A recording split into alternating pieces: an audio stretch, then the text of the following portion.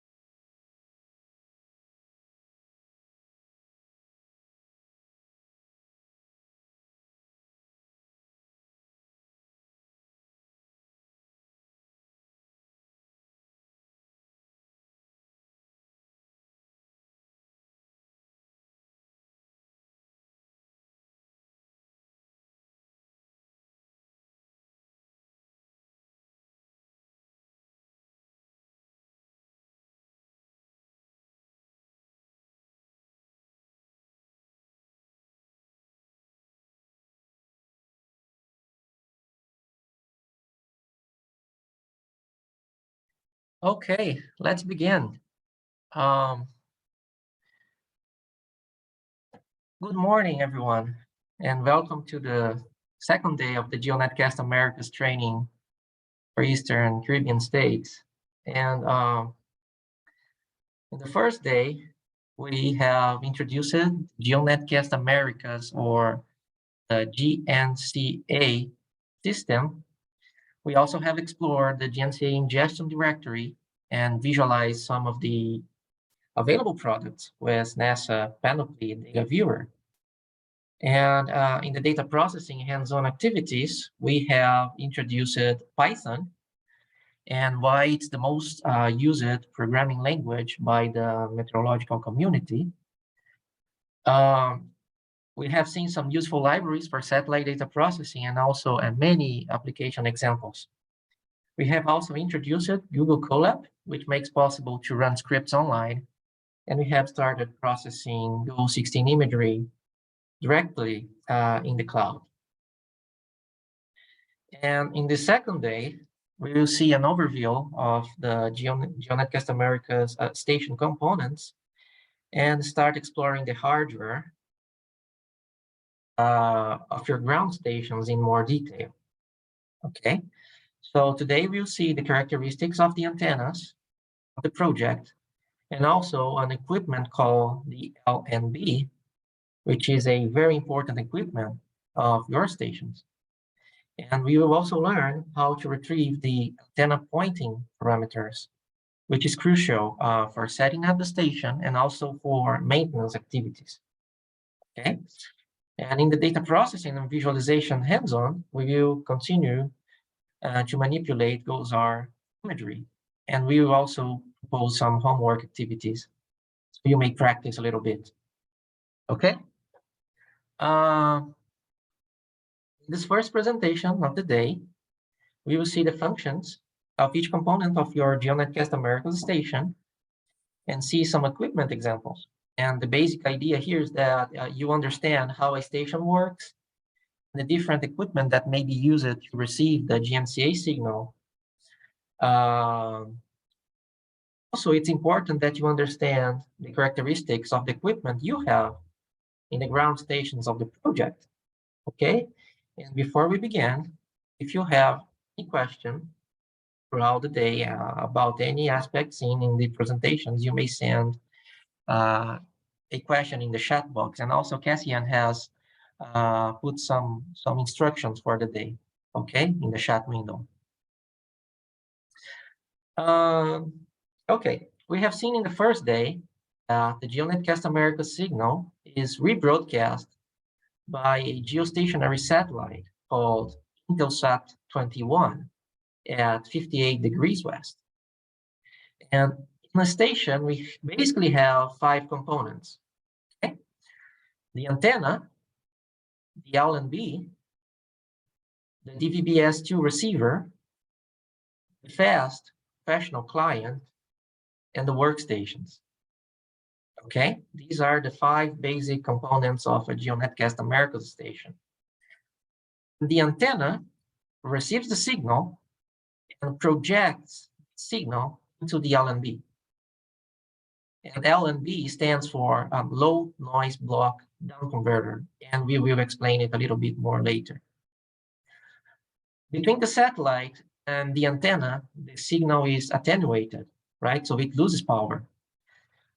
So the LNB amplifies the signal and also reduce the frequency of the signal, because higher the frequency, more complicated the signal processing, and higher the frequency, higher the possible losses we would have between the LNB and the receiver, right? So after the LNB, the signal is amplified, right? And the frequency is reduced or down converted from C-band to L-band. So the original downlink is 4080 megahertz. And after the LNB, the signal is 1070 megahertz, or in the L-band. So a higher frequency signal is converted or down converted to a lower frequency signal for more convenient data processing by the receiver. Then the DVB-S2 receiver converts the signal from the LNB. The data stream is converted to a signal that can be managed by a computer. And basically, these are information packages that can be managed by the ingestion software, okay? And the ingestion software or data reception software called GNC-A Fast Professional Client processes this information and organizes and manages the received data in native format as shared here by the GeoNetcast data providers. And finally, users may manipulate and visualize the information using proprietary or open source solutions in their workstations.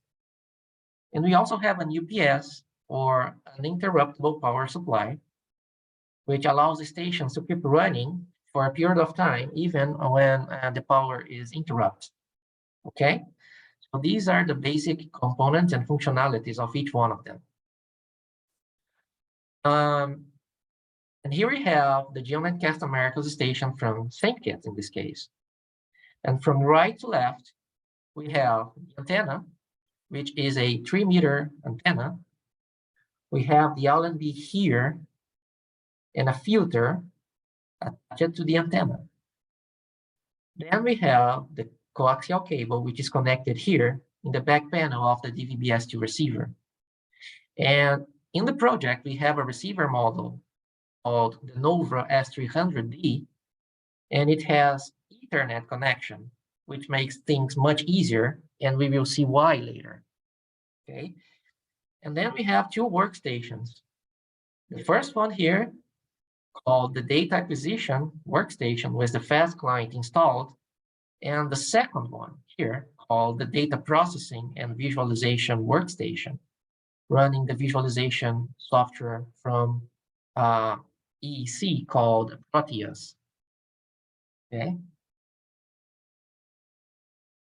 And an important detail is that GeoNetcast-Americas signal is basically satellite television, as we are going to see next Monday. And that makes possible that users receive the signal using common equipment with relatively reduced costs in comparison to other receive mechanisms, like the ones that use direct readout, like the direct readout stations, for example, where you point your antenna directly to the acquisition satellite. And because of the technology, those stations cost much more, okay? So considering that we are talking about satellite television, right, which is a common technology, we may use different antenna models, as you see here, different LNB models, as you see here, different DVB-S2 receivers, different workstations, depending on what is available in a particular country or region, okay?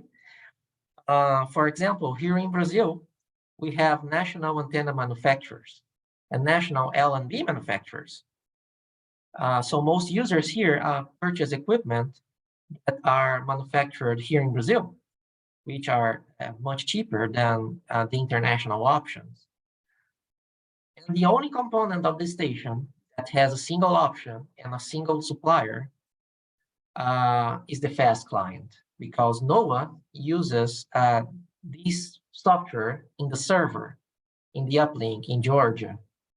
So users must have the fast client in their stations, okay? Now let's see some examples, starting with the antennas. This is the antenna model used for this project. It is called the EEC 3-meter telecast dish.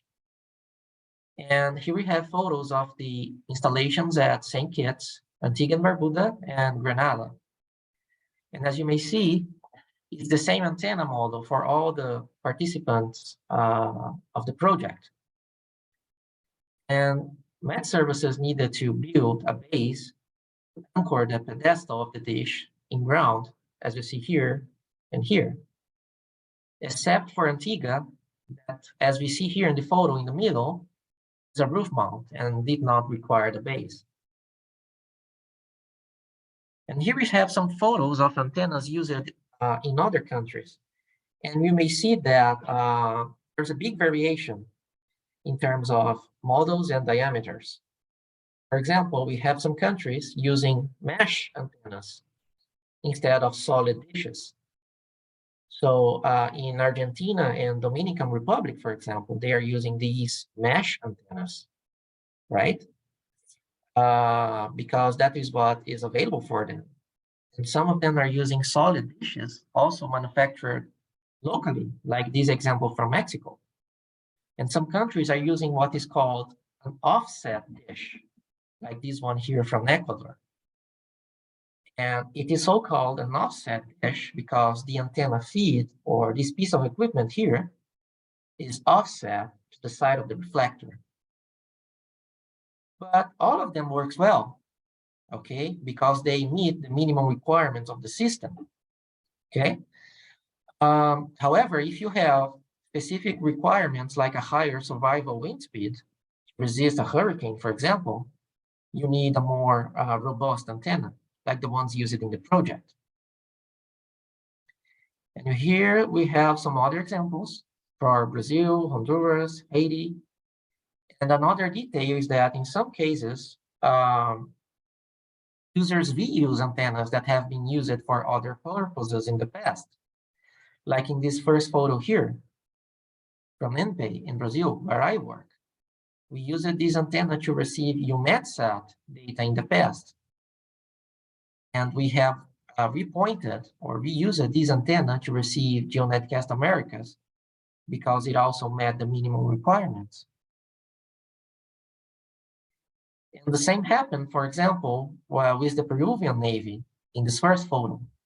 They have used this big antenna here in the past to receive data from GOES 13 with the GVAR system. And after GOES 16 was decommissioned, they reused this antenna here to receive GeoNetcast-Americas. And another very nice example is this one here, which is a portable antenna used by the Argentinian Air Force. They can assemble it and disassemble it very fast. They use it during their missions in the field. We are going to see more details about it on the third day. So in a summary, different antennas can be used, okay, as long as they meet the minimum requirements here. And this is a photo taken some years ago when I was testing different setups and checking the quality of the signal being received with different dishes, okay? And as we're going to see, the antennas used in the Caribbean project, they are robust and very resistant. The same thing happens with the LNB, right? We have many different models being used by the community, as you see here. And the LNBs are manufactured by NorSat, as this one here, they're among the best options available in the market for GeoNetcast-Americas. And NorSat 3120 is the model being used in this project, okay? But as I said, some countries have national manufacturers with more affordable options, like this option here, which is manufactured in Brazil, okay? So in our community here, most people purchase these LNBs manufactured locally. And this is showing in the camera the LNB model, very, very similar as the model used in this project, right? So this is a NOVA, this is a NorSat LNB 3220, which is very, very similar to the model used in the project, okay?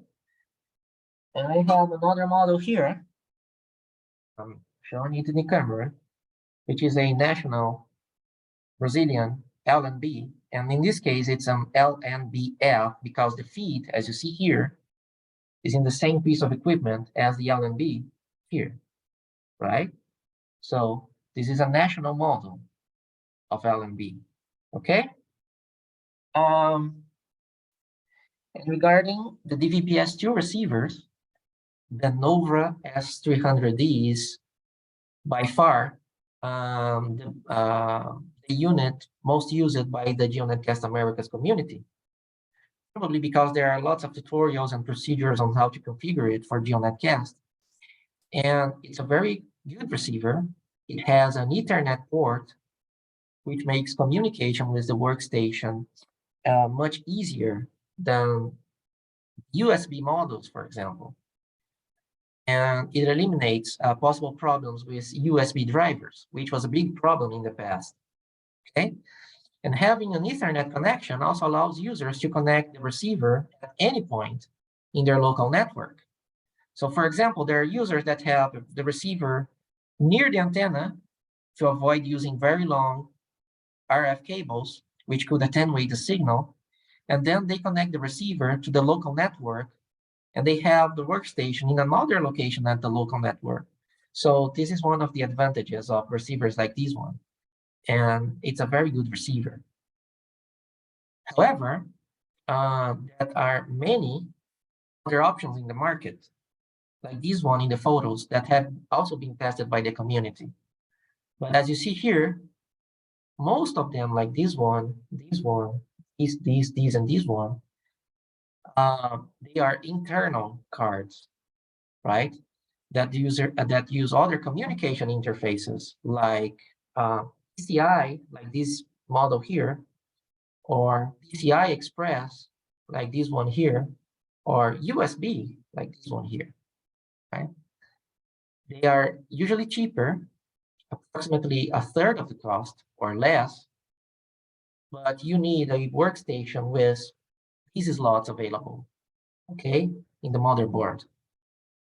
And when it comes to maintenance, having an external unit like the Nova S300D or this unit here, which is called the IECA S1, manufactured in Israel, when you have an external unit like this one, it makes things much easier. So this is a Nova S300D receiver. I'm showing it in the camera right now.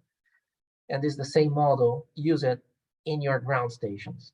So as you may see here, in the back panel, you have the power plug, the Ethernet connector, and the satellite radio frequency input here. And we will explore it a little bit more next Monday, okay? But we also have models like this one here, which is on an internal card, right? But you need this interface, the PCI interface in your workstations, right? But having an Ethernet, the VBS2 receiver is much better for maintenance. And regarding the workstations, we have many different configurations and specifications being used by the community. And the requirements to receive GNC files with the fast client are minimum, right? I have tested this fast software, right? The fast client in 4 GB RAM notebooks and low spec PCs, and it just works, right? You don't need a high-end computer to run it. However, when it comes to data management, processing, and visualization, things are very different. And users need a workstation in accordance to the amount of data they need to process and visualize, right? And as we're going to see next week, the specifications of the workstations of the project are more than sufficient to process a good amount of data.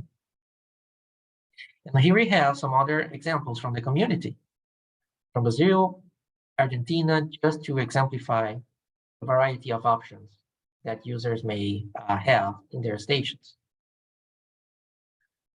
Finally, we have the fast professional client, which is the only software that GeoNetcast-Americas users have a single option and a single supplier, which is called the CANcast.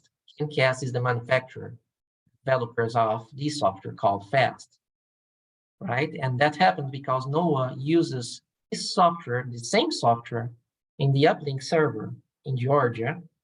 So users need to use the same software to unencrypt the data in their stations. Unfortunately, this is a one-time perpetual license. There are no recurring costs for users. Once you purchase the license, you may use it without the need to renew it for many years. And that's the case for some users, right, that are using the same software for more than 10 years. Okay, so the idea of this introductory presentation is for you to give you an overview of the equipment needed to receive GeoNetcast-Americas, and we are going to explore each component in more detail during this training, and also have some hands-on activities, okay? And there is a manual available with installation and maintenance information, okay? And now let's just see where you may access it as a demonstration. So I'm going to open the GNC-A blog, right? And yesterday, EUMETSAT released the first images of the MESIOSAT third generation, so I have added a blog post yesterday. And in the GeoNetcast-Americas blog, you just need to go here, documentation, GNC-A documentation, click it, and you have 3 documents. The first one is called Station Installation and Maintenance. Second one is called Illustrated Product Catalog, as we have seen in the first day. The third one is called Showcast, and we will explore it on the last day. So if you click it here, Station Installation and Maintenance, this document will be opened, right? And the last version is from November 11, 2021, and I need to update it again. But This is a very complete version, okay? And as you see here, you have a lot of information. What GeoNetcast is, GeoNetcast-Americas, architecture, coverage, providers, what it is, community outreach, the blog, user group webinars. You have a session with the station components, antenna, LNB, DVB-S2 receiver, computer, client software, installation preparation for a specific model, and it is very, very similar to the model you have, checklist, protection, hand tools, etc., etc., etc. Dish antenna installation, dish pointing, or the alignment of the antenna, final installation items of the dish, antenna care and maintenance, installing and configuring the DVB-S2 receiver, tutorials, installing the fast client, and many other things, right? Frequently asked questions and so on. So it's a very complete document, right? Here we have the overview of what GeoNetcast-Americas is, GEO, the group on Earth observations, which originated, which idealized the system architecture, coverage, downlink parameters, right? Providers. And we began with the components, as we are seeing in this presentation. So you have some examples, what an LNB is, examples of alignment, many more information, right? Example specifications for the workstations, and so on. And if you go to the first page here, if you click at any of the sections like station pre-installation preparation, you go directly to that section. So it's a very complete document, and it took a while to create it with our colleagues from NOAA. And it is available in the GeoNetcast-Americas station, GeoNetcast-Americas blog. And as you see here, you have all the steps to assemble the station. And it is, I think it's the same model of the antennas used in the project, okay? All right, so this is the installation and maintenance manual that is available, and I'm going to send the link in the chat box, so you may take a look later. And this is it. And the idea of this presentation is that you understand how a station works, the different equipment that may be used to receive the signal, and the advantages of the equipment you have in the stations of the project. And now we are going to learn more details about the antenna and the LNB, right? And before we proceed, let me just check if we have any questions in the chat box and open my next presentation. Okay, just a moment. I'm not seeing any questions, but if you have any questions during the next presentations, you may send it on the chat, okay? I'm going to maximize my next presentation. And now that we understand the basic components, and now that we understand the 5 components of a station, let's start exploring the equipment in with more detail, right? And in this presentation, we are going to study the antenna and the LNB, right? And the objective of this presentation is that you understand the specific characteristics of these components, okay? So we will see the specifications of the equipment used in the project. We will study the antenna pointing parameters and the alignment parameters. We will study the LNB and what is called the skew angle, and how to make the adjustments needed to get the GeoNetcast-Americas signal. We have seen that the antenna receives the Intelsat 21 signal, projects it in the LNB, and the LNB amplifies the signal and reduces the frequency of the signal from C-band to L-band. That facilitates signal processing by the receiver, okay? And if we look at the e-telecast ground system configuration here, and this scheme is provided by EC, we may see the 3-meter dish, which is able to receive the C-band transmission between 3.96 and 4.2 gigahertz. And the GeoNetcast-Americas downlink is at 4.08 gigahertz. which is between this range, okay? Also, attach it to the antenna here, right? We have the feed with the interference rejection filter and the C-band LNB. And between the LNB and the receiver, we have the IF coaxial cable. And IF stands for intermediate frequency, which is the frequency created by mixing the downlink frequency of GEONETCast-Americas, right? And the local oscillator inside the LNB. So for GeoNetcast, we have a downlink of 4080 megahertz. And inside the LNB, we have a circuit called the local oscillator, and it runs at 5150 megahertz. So the intermediate frequency, or the IF frequency, will be 1, the local oscillator frequency, minus the downlink frequency. And that is equal to 170 megahertz, which is the frequency we will configure in our receiver, as we are going to see next week, okay? And this is the project antenna, and the specifications of the antenna. And this is called a prime focus antenna. And a prime focus antenna, it's a satellite antenna which is perfectly round. It is symmetric built and has a parabolic shape, like the ones here. And the focal point here is exactly in the middle of the dish. And that is why the LNB is mounted centrally at the focus, so it can collect all the incoming signals, right? And remember that on the previous presentation, we've seen the antenna from Ecuador, for example, or the old antenna from CIMH, for example, that we are going to see today.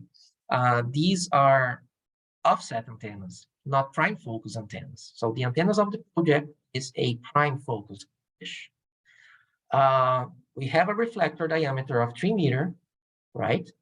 Which is great for GeoNetcast-Americas. And the reflector material is glass fiber reinforced polyester, right? And those who are able to follow the assembly done by EEC have seen that the dish has 8 segments or 8 parts, okay? The pipe has 6 inches, and the antenna temperature range, the working temperature range, is between -40 and 60 degrees. And it has, this is a very important information, it has a survival wind speed of 200 kilometers per hour. And the survival wind speed is the maximum wind speed at which there is no permanent deformation of the antenna and any of its components, right? And here, regarding the antenna movement, we have the azimuth travel between 0 and 360 degrees, and the elevation travel between 0 and 90 degrees, okay? And talking about the movement of the antenna, here we have an illustration. We have the azimuth movement, this one, right?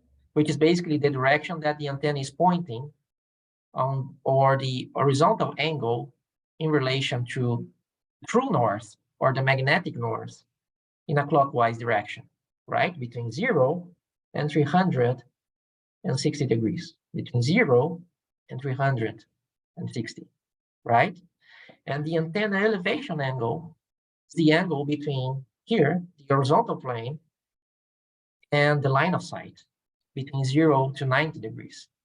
And knowing these parameters in relation to the Intelsat 21 satellite here is essential, right? It is essential to receive the GNC-A signal. So we need to calculate these pointing parameters, right? And here we have some images, the reflector assembly for St. Kitts. We will not cover the assembly and mounting in this training because it really depends on the antenna model. In the Moodle page, under the additional resources section, you have a link with the recordings covering the antenna assembly, right? Both the assembly and mounting. And you see in the videos that after the reflector mounting, attachment to the pedestal, they work it in the alignment of the antenna. And knowing the pointing parameters is also crucial for future maintenance activities, right? But we need to know where we can get these parameters. And we have a question here, 200 kilometers per hour in gust or sustained wind speed. Gusts, right? That is why it is called the survival wind speed. There is the operational wind speed, and I need to check the specifications for these antennas, okay? I will confirm that information later. So thank you very much for your question, Dale. But we need to calculate these parameters somehow, okay? As you see here, we can calculate the parameters manually. And in this example, we have the parameters for our station here at MPay, and that's totally possible. However, fortunately, it's not necessary because we have online tools that calculates the parameters for us, right? And my favorite page to retrieve these parameters is called Dish Pointer, and it is very easy to use. And I'm going to send the link in the chat box. Just a moment. I'm going to send the link in the chat box. And I really want you to try to follow the same steps with me, okay? The Dish Pointer webpage, we need to select first satellite of interest. In our case, it's the Intelsat 21 satellite, or IS-21, located at 58 West, here, 58 West, Intelsat 21, IS-21. Then we need to insert the location. We can use coordinates or name of the city, for example, and after that, make the adjustments on the map manually. And after that, we get the parameters here on this red box, right? And basically, we need three parameters: the elevation, right? The azimuth and the Allen-B skew. And we will use the magnetic azimuth because we use a compass, either a physical compass or cell phone app, for example, to adjust the azimuth of the antenna, right? And here we have the pointing parameters for my side, MPay.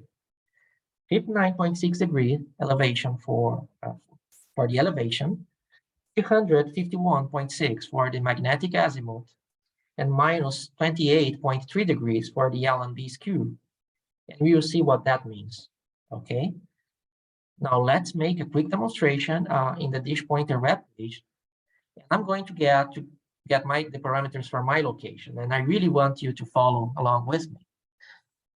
So I'm going to access the Dish Point webpage here, Dish Pointer. I will select the Intelsat 21 satellite at 58 West, and it's down the list here, 58 West, Intelsat 21, and I enter the name of my city, which is Cachoeira Paulista, which means in English, São Paulo Falls. And now you click search, right? And here you have, if you just introduce the name of your city, if you place this marker here anywhere in the city, right? To zoom in or zoom out, you need to hold Control in your keyboard and move your screw wheel in the mouse, right? I know where MPay is, so I will get this marker here, and here's MPay, right? And here's my division. MPay, this city is really big. All of this is MPay in this city, right? We have 12 facilities around the country, but I will take this marker where my division is. And here it is, this one. Here is our GOES-R antenna. And here is my GEONETCast-Americas antenna. So I'll bring the marker here, right? And here's the window of my office. So here I have put the marker right on, have my antenna, right? But if you have a new installation, just need to put the marker where you need your antenna, the parameters for the location where we are going to install your antenna, right? And here I have my parameters, 59 of elevation, 351 for the magnetic azimuth, and minus 28.3 degrees for the Allen-B skew. And we are going to explore at a little bit more, right? So this is a basic demonstration for my site, okay? Going back to the slide. After we get the parameters, we need to make the adjustments when we are aligning the antenna for the first time or check the current parameters when we are in a maintenance activity, okay? And the basic instruments we can use for these verifications is this one, an inclinometer, and a compass to adjust the azimuth. An inclinometer to check the elevation of the dish, and a compass to check the azimuth of the dish, as we're seeing in these photos. And in these examples, we have 59 degrees, right, at my site, and 350 degrees for the azimuth, right? And I have the inclinometer here. I will show you in the camera. And here you're seeing an inclinometer, right? And it basically shows me how many degrees I have turned the hub of the antenna. So I just need to put it in the hub of my antenna, right? And then when I start turning the dish, it will tell me how many degrees I am turning. And in this case, I have, for example, 60 degrees, right? 60 degrees. So this is one very important instrument that I really suggest each site must have one of these, right? And you also may use a compass to help you with the alignment, okay? And here you have an illustration of the horizontal alignment of the reflector and some images from St. Kitts during the antenna pointing, right? And here you have an illustration of the vertical alignment of the reflector and some images during the elevation adjustment in St. Kitts, okay? And for the elevation, here are some images of the inclinometer used by EEC for the adjustment, placed here on the hub of the antenna. So this is a very important instrument for maintenance, and I really recommend you have one of these in each site, okay?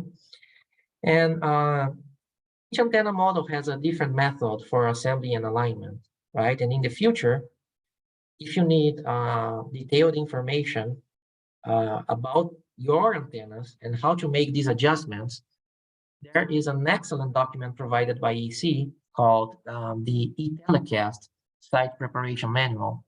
And this document is available at the Moodle page under the additional resources. Let me open it for you. If you go to the Moodle page and go to the additional resources section, apart from the project recordings, right, you have a document called eTelecast Site Preparation Manual. If you click at it, let me just show it for you. This is one of the documents you must have, right? Your technical staff must have at hand. As you may see here, you have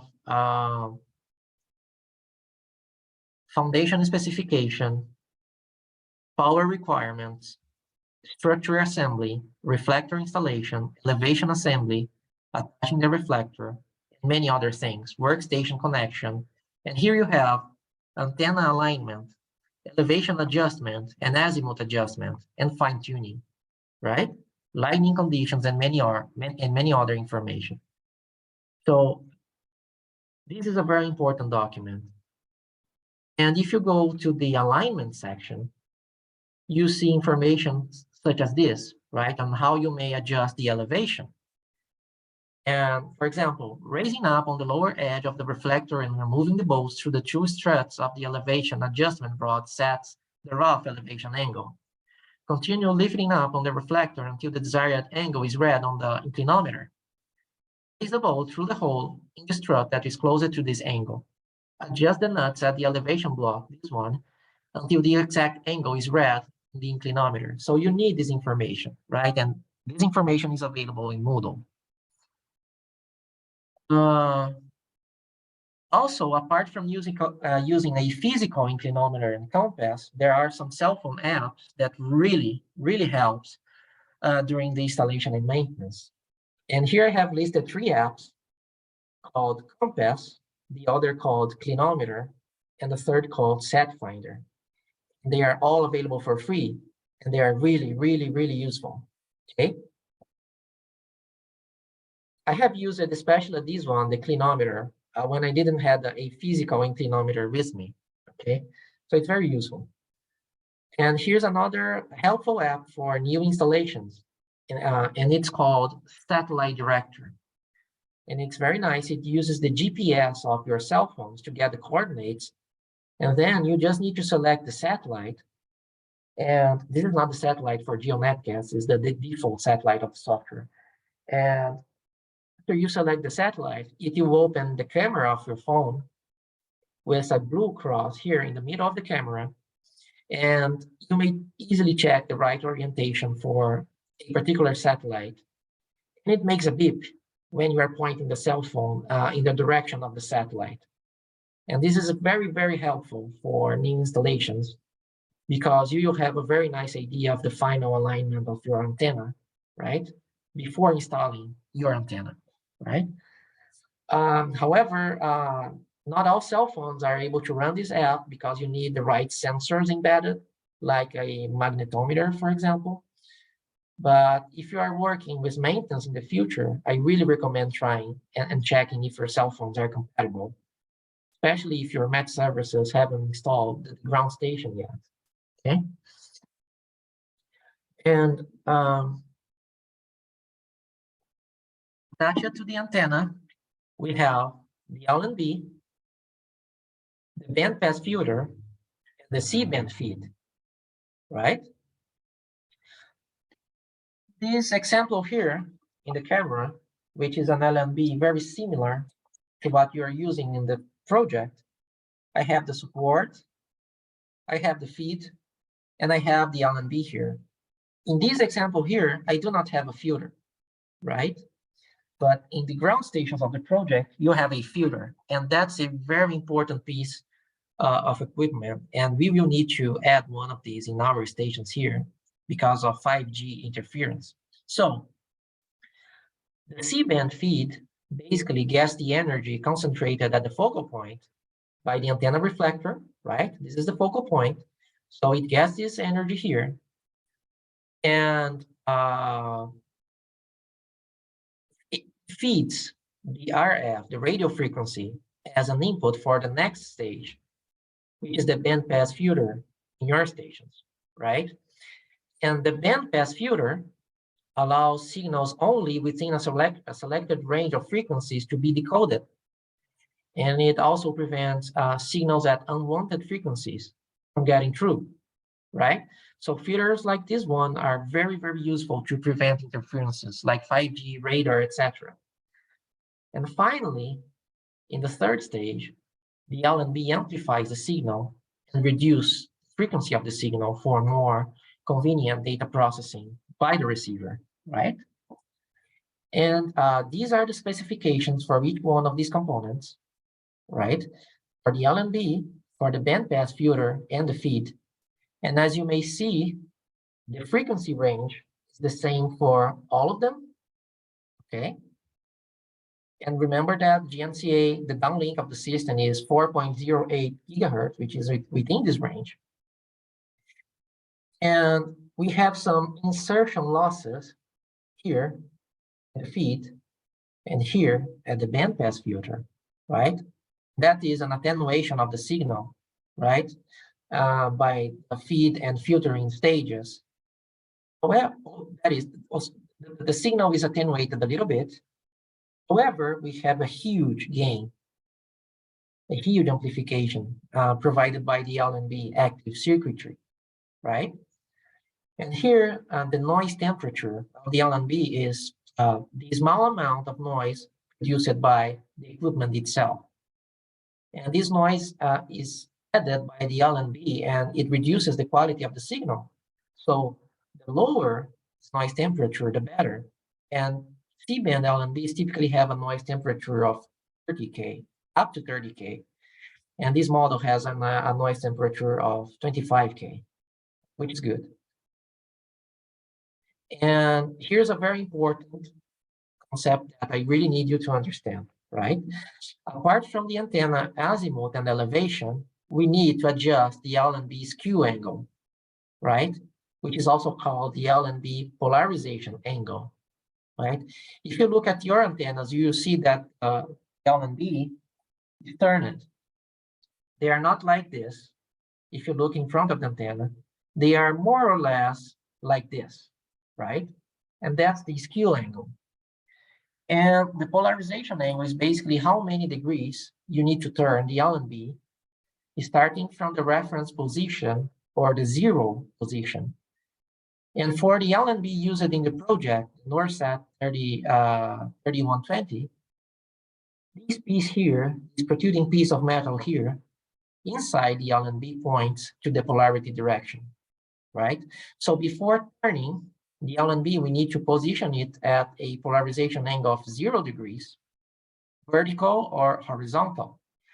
And the GNC-A downlink signal has a vertical polarization, so we need to start with the LNB position with a vertical polarization angle of 0 degrees.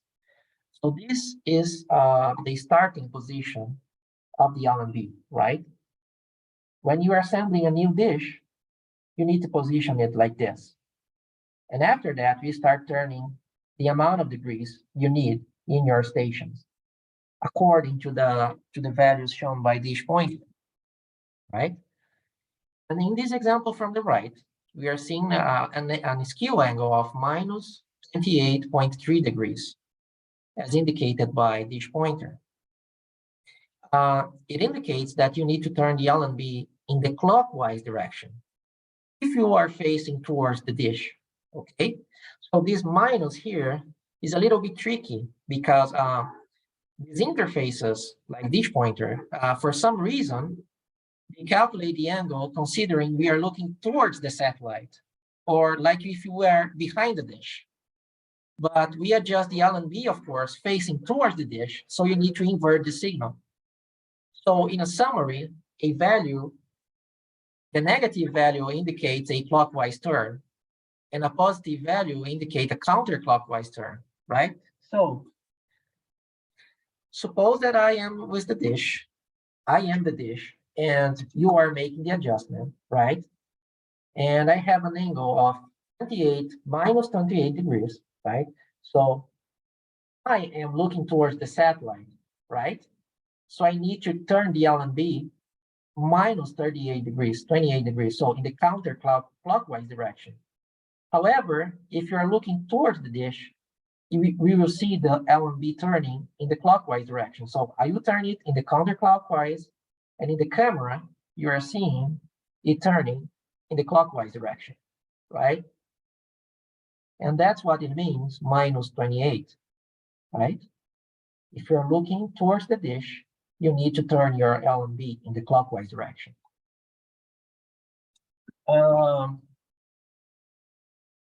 Now let me make a quick demonstration here.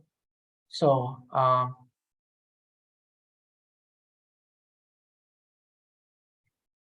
supposing that I am starting the 0 position, and that's the 0 position in relation to the horizontal plane, I will turn the LNB. Number of degrees is indicated by dish pointer, right? In my case, for my station here in Brazil, it's 28.3 degrees, or like this, okay?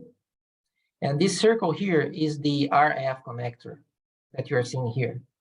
just for you to have an idea, right? So I start in this position and turn it 28 degrees, okay? And here we have an example for Barbados. And this is a photo of the old GEONETCast-Americas antenna that they had. I think this photo is from 7 years ago. And the dish pointing interface indicated an angle of minus 6.5 degrees. So looking towards the dish, right, and starting from the 0 position, you need to turn 6.5 degrees in the clockwise direction. And I have a question here, and you may answer me in the chat. Do you think the angle shown in this photo is correct? Yes or not? Please send your suggestions in the chat feed. And we can make 2 comments about this photo. This first one is that the antenna from this photo is an offset antenna. And that is why the feed has an offset in relation to the center of the dish, right? And the antennas of the project are prime focus antennas, and that's why they are different, right?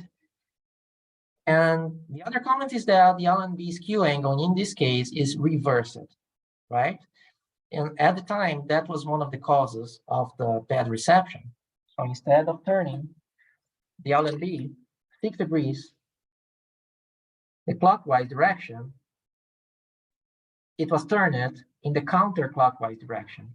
And that is why it was not being, the signal was not being received. And as you may see, this angle is very important for a proper reception, right? Very, very important. And this is a photo of the bandpass filter used in the project model, as you see here, 7893D.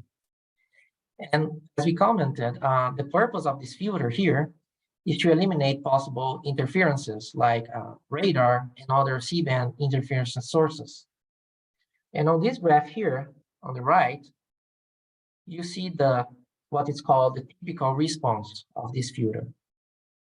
We are seeing the frequencies on the x-axis and the output on the y-axis, right? And you may see that it allows the signals between here, 3.9 giga, and here, 4.2 gigahertz to pass the LNB, including the GEONETCast-Americas signal that is approximately here in the frequency domain, right? And here, it rejects possible interferences in other frequency ranges, okay? So that's the purpose of the filter. And another important information, the focal length.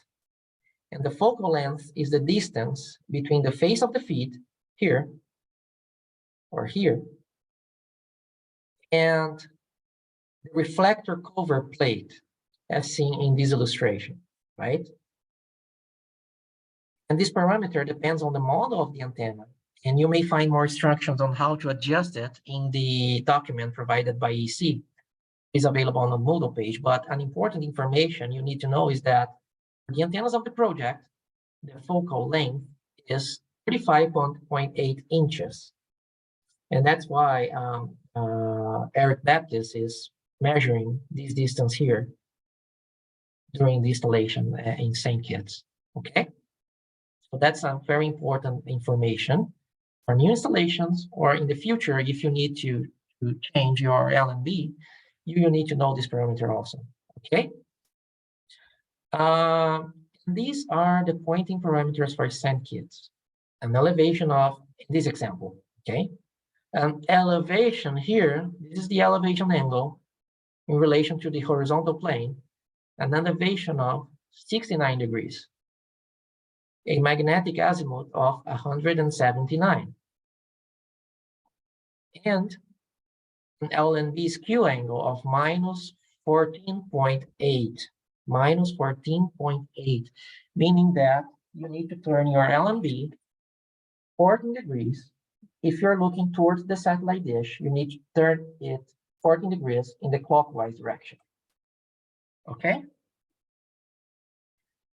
And that's it. Now we are going to do some hands-on, and it's very important that you understand these concepts very clearly. And before we move to the next presentation, do you have any questions? You may send your questions in the chat. I will just confirm the wind parameters as asked by Dale, and thank you very much, Dale, for that question. And if you have any other questions, just let me know, okay? Now let's go to our next presentation. Just a moment. And here, Moodle, on the second day, day number 2, you have a PowerPoint file, right? Called the antenna pointing parameters, right?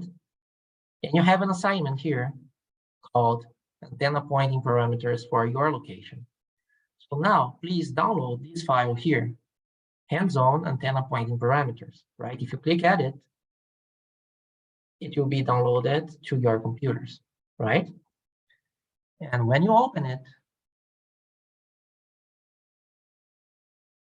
let me open mine. Here it is. Okay.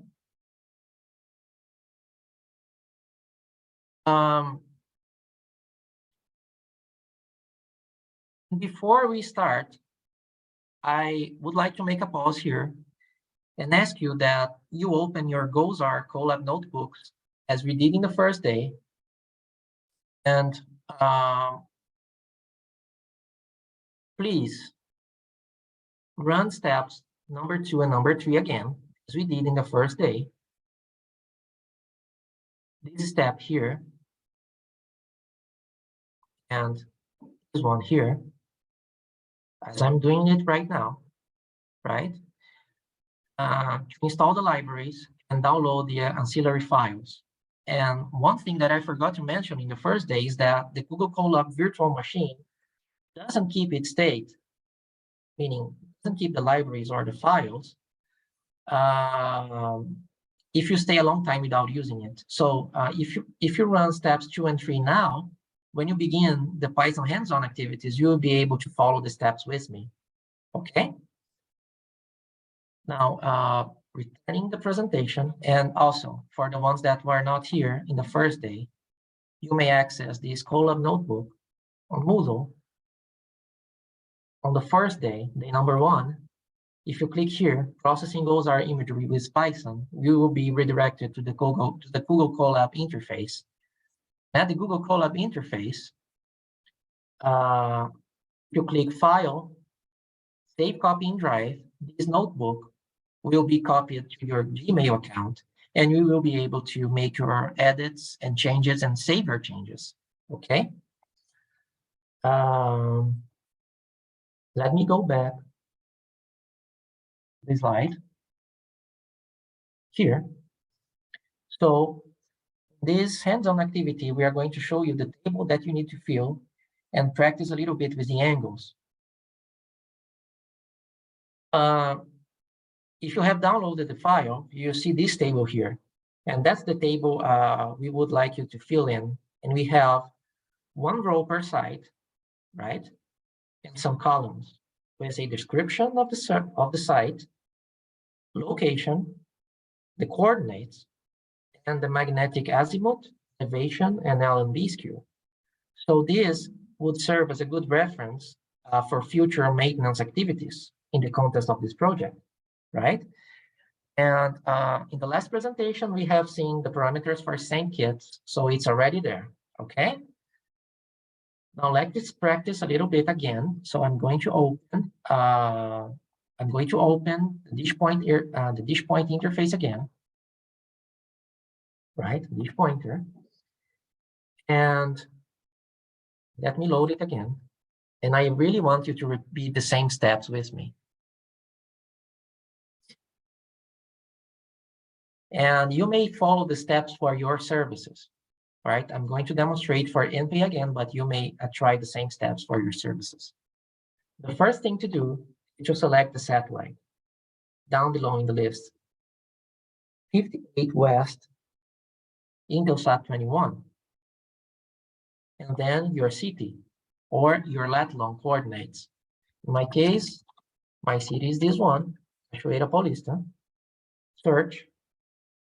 And if I have put the city instead of the coordinates, if you put the marker anywhere over the city, and I know the city, so I'm just going to zoom out, and to zoom out, you need to hold Control and move your mouse wheel, okay?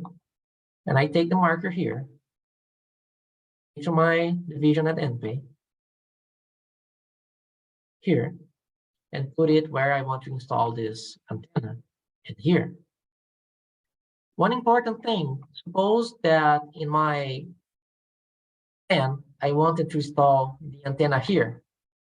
Then I would have a problem because look, I have a tall building here, right? And if that's your case, you may click here, so obstacle line of sight. If you click here and move this red,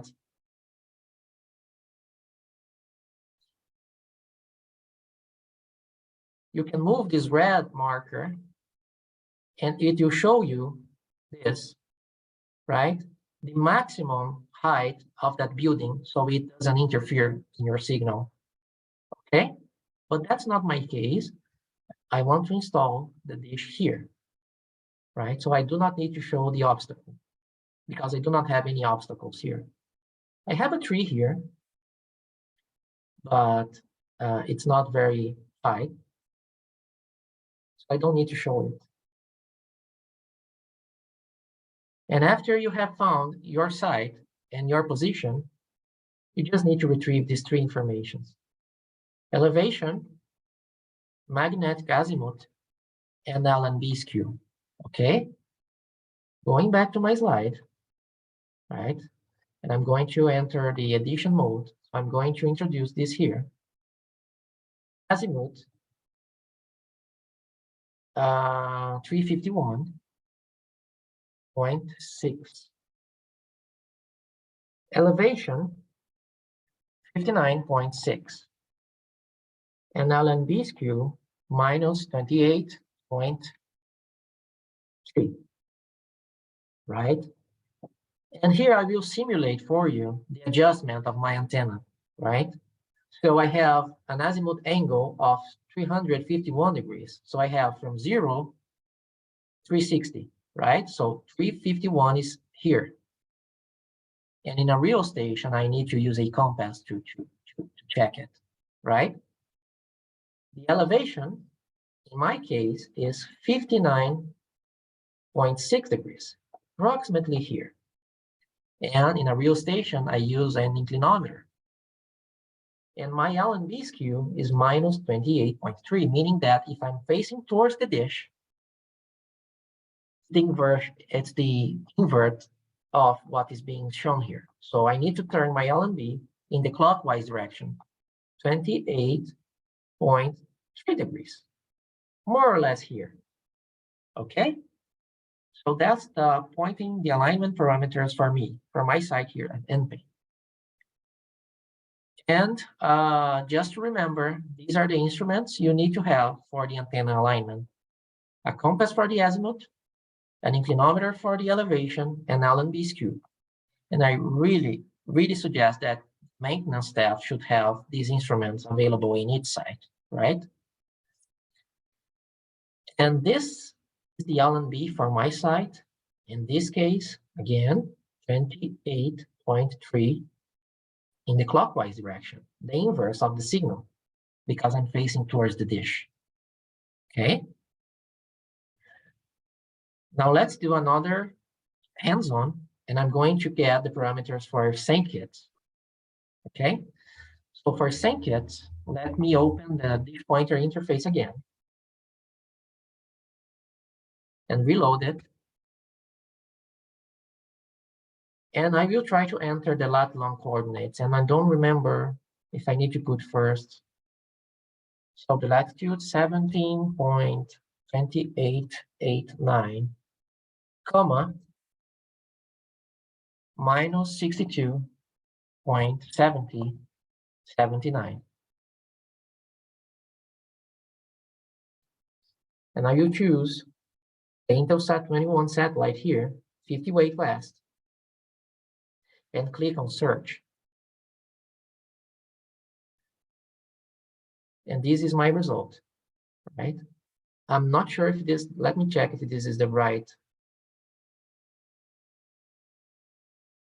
If you zoom out, all the way out, you see the satellite. Satellite is here at 58, and your site is here, okay? You may zoom in, zoom in, zoom in, and you see an aerial photo of your services, right? And this is for SaintKit. And if you look here, we have, for this particular site, an elevation of 69, and magnetic azimuth of 179, and an LNB skew of minus 14.8, okay?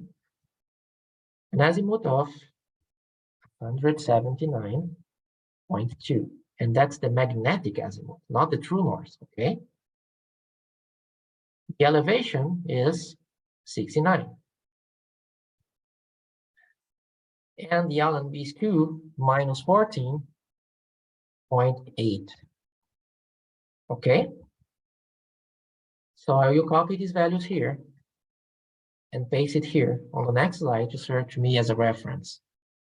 And now I will adjust the azimuth for my virtual simulated station at SaintKit, right?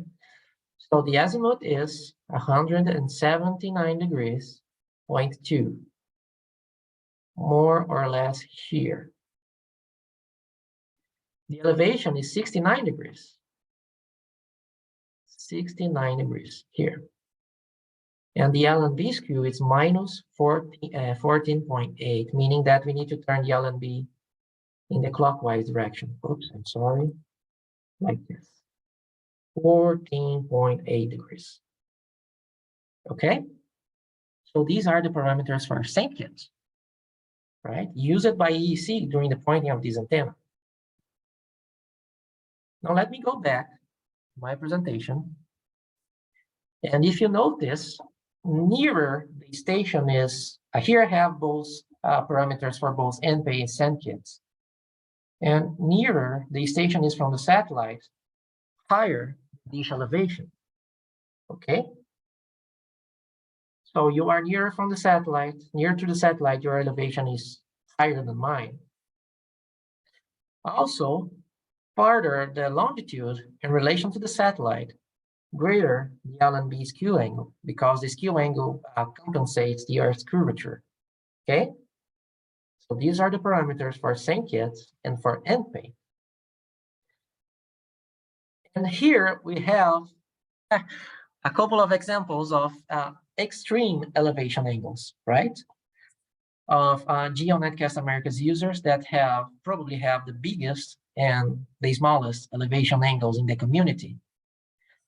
And the first one here is from Sensipan, right? Which is the Amazon protection system. It's a Brazilian government institution. And their GeoNetcast-Americas station is located at Manaus, which is the capital of the Amazonas state in the Amazon region. Here. And in the second example, we have the GeoNetcast-Americas station located in Lannion in France. And this station is from Millau, France. And yes, as you see here, the footprint of the GeoNetcast-Americas transponder covers Europe, part of Europe. And in this case, Millau, France is studying the available products, in particular the product from Goes East and West, that are available on GeoNetcast-Americas for a possible installation in the island of Martinique in the future, okay? And I have a question, and if you want, you may send your suggestions in the chat box. Based on these images here, do you imagine the elevation angles for these cases? What are the elevation angle here for this station in the Amazon region? And what is the elevation angle here, approximately, for this station in France, right? And as you see here, the elevation angle is very near 90 degrees. And the elevation here is very near the horizontal plane, because this antenna is very, very far from the satellite, as you see here on the map. Okay, so here they are. We have an elevation angle of 85.7 degrees for this antenna and an elevation angle of 14 degrees for Meteor France. And this is just for you to have an idea of the relationship between the parameters and the geographical location of your station, okay? And during maintenance activities, it's very important that you understand the antenna pointing parameters, the azimuth, elevation, and LNB skew, and so that's why we are proposing this assignment here, right? For each one of these slides, we want you to insert the parameters for your site and adjust the angles of the simulated antennas in the PowerPoint presentation, right? For Antigua, Barbados, Dominica, Grenada, and here you have a photo from Grenada and the angle of the LNB there. St. Vincent and the Grenadines and St. Lucia, right? And this is it.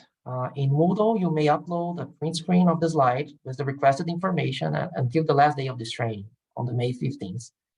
And the idea here is that each site should have this information at hand for future maintenance and verifications, right? This is very, very, very useful, okay? And now we are going to start the hands-on activities again. Second part of the goals are imagery processing.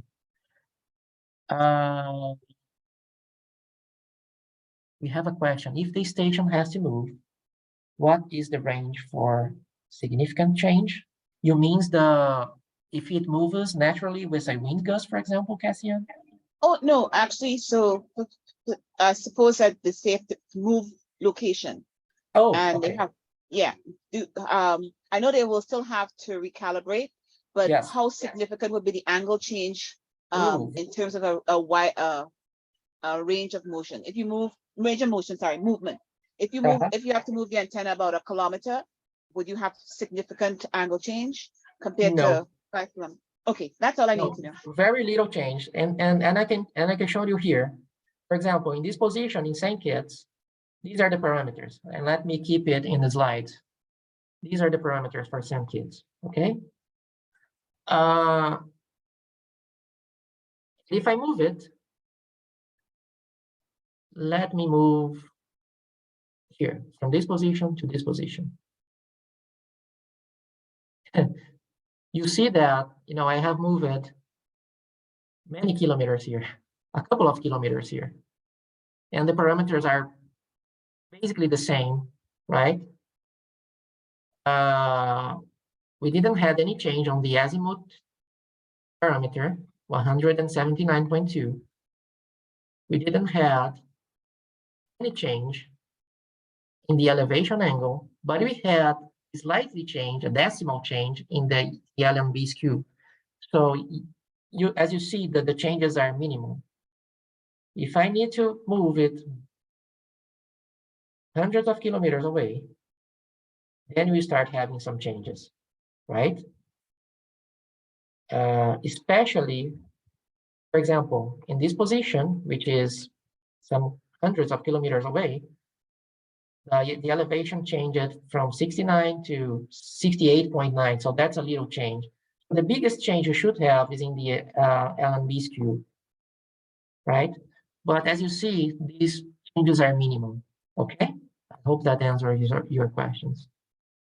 Excellent, thank you. And that's it. So now let's go to our next activity. We have some minutes more for the break, until the break. So let's begin a little bit earlier. Now I'm going to open notebook I have opened yesterday, right? And this is the notebook. Let me just close this window here. And yesterday, we have introduced Google Colab, which is the tool that makes possible to execute scripts in the cloud. We have seen that it's possible to check the parameter, the configuration of the virtual machine provided by Google, right? And we have an Ubuntu machine, right, with approximately 30 gigabytes RAM and a little bit more than 100 gigabytes of disk space. And we have Python version 3.10.11, okay? And the second step, you have installed the libraries, and it takes some minutes, 5 minutes more or less. That's why I have asked you to execute these cells when we were reviewing the alignment parameters. And in this step, we download some auxiliary files like shape files or sample images from Go16, right? On the first script that we have learned yesterday, we have a basic plot. In our second script, we converted to Celsius, from Kelvin to Celsius. We add a title, a color bar. And in our third script, which was the last script that we seen yesterday, we have overlaid a map with the Cardopy library, right? And we have produced this plot here, right? Now let me open my slides. Just a moment.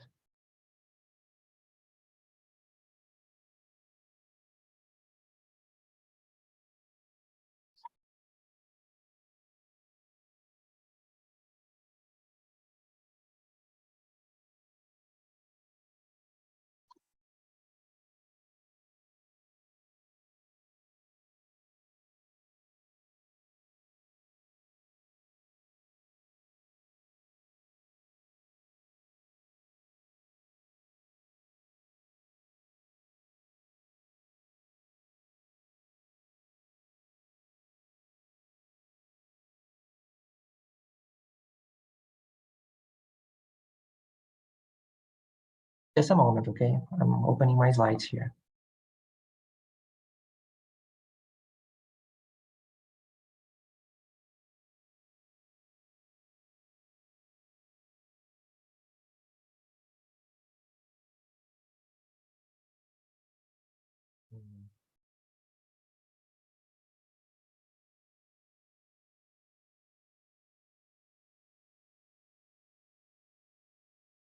And yesterday,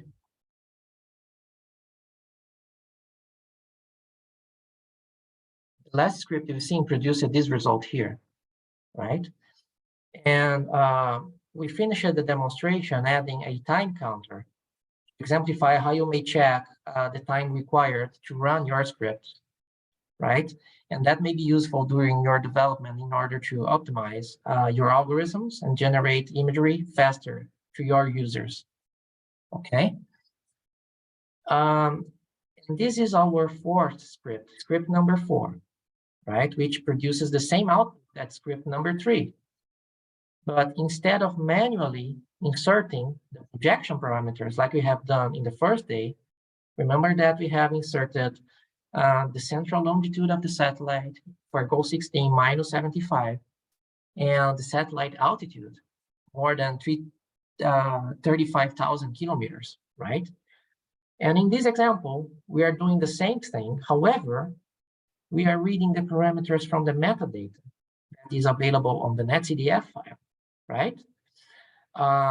Between lines 20 and 29 of the script number 4, we are reading these parameters from the metadata, okay?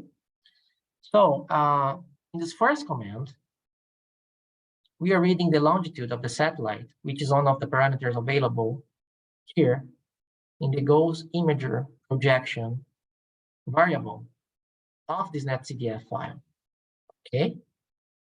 So we are reading the longitude of the GOES satellite variable that is available in the netcdf file. And we are storing this value in a variable called longitude of projection, okay? In the second command, we are reading the satellite altitude, which is called perspective point high, right?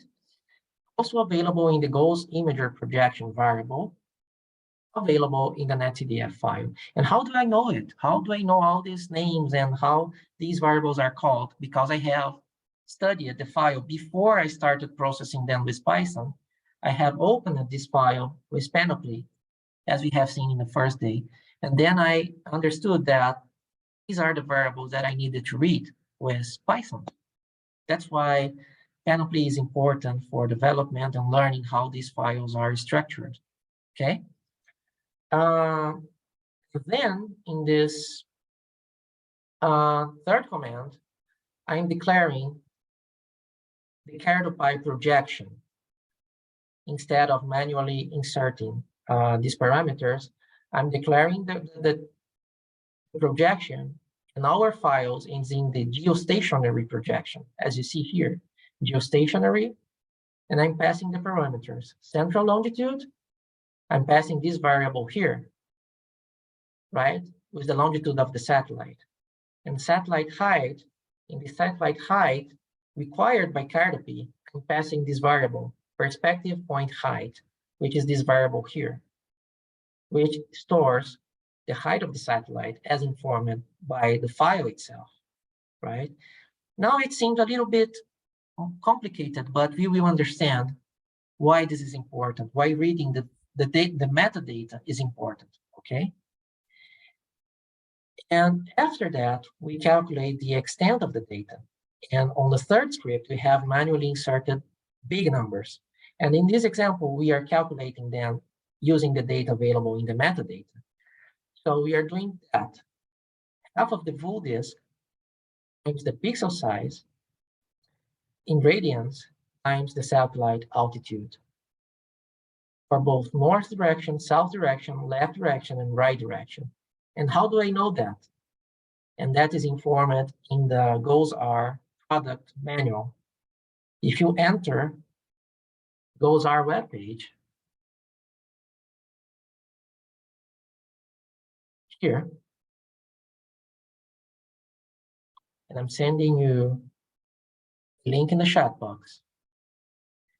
Each product processed by NOAA has a documentation. And if you click here at cloud and moisture imagery, which is the channels in brightness temperatures and reflectance factors, there are a couple of documents. Sorry, there is a document called Product Algorithm Theoretical Basis document. And in this document, they say that to calculate the extent of the file, you need to do this. Half of the full disk times the pixel size in radians times the satellite altitude. You don't need to understand everything of that because you just need to copy and paste in future scripts, but that is how you read the parameters from the metadata, okay? And the results of this script is the same as the previous one from script number 3. And it should be the same. However, and here we have the fragment from scripts number 3 and number 4. In script number 3, I have manually inserted these parameters, right? Minus 75, which is the position of the GOES-East satellite, and the satellite height, more than 35,000 kilometers, okay? And here I have manually inserted the extent of the files. And here I'm doing the same, but reading the metadata, right? We have more lines of code, but reading parameters from the metadata has some advantages, right? And what are the advantages of reading this information from the file's metadata? And here it is. By doing this, you may use the same script to process data from different satellites or different bands, right? Like in this example, in the same script, we are plotting a GOES-West image and the GOES-East image because the longitude of the satellite is being read by the metadata. So Cartopy already knows that for this file here, this is where it needs to put the map, okay? So I'm using the same script to plot information from different satellites, and this is an advantage. And in this image I had, it was from 2019, so this was GOES-17, but now we have GOES-18 as the GOES-West satellite, right? And another question, if you look at these plots here, something still can be improved, right? Can you identify it? Just look at the images and please check if you can identify a detail that can be corrected, right? And if you look here, the name of the satellite, you see that for this image, this is still being plotted as GOES-16, but it's GOES-17. And we also can read the satellite from the metadata, right?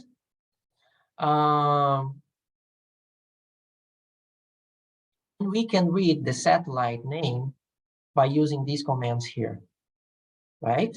So the original script, I had manually inserted GOES-16 band 13.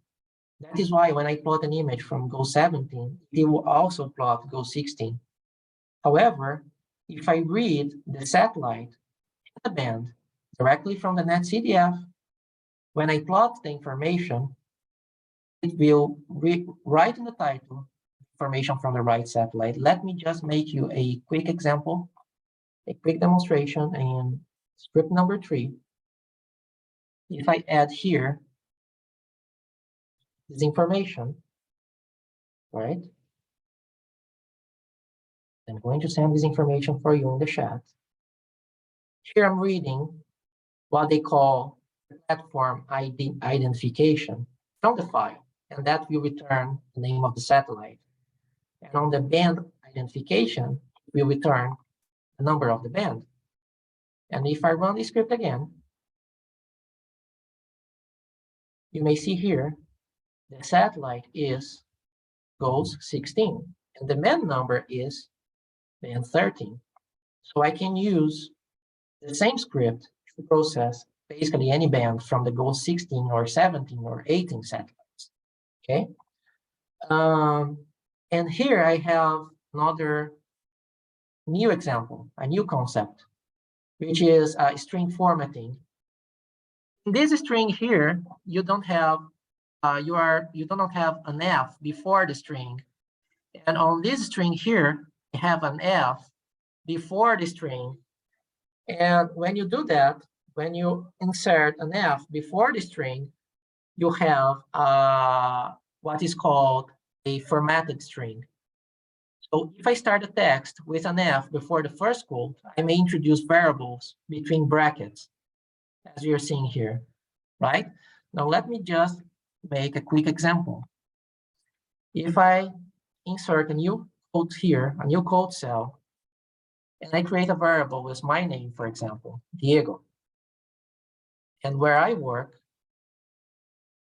here, work is equal to npay, between quotes, right? And I print,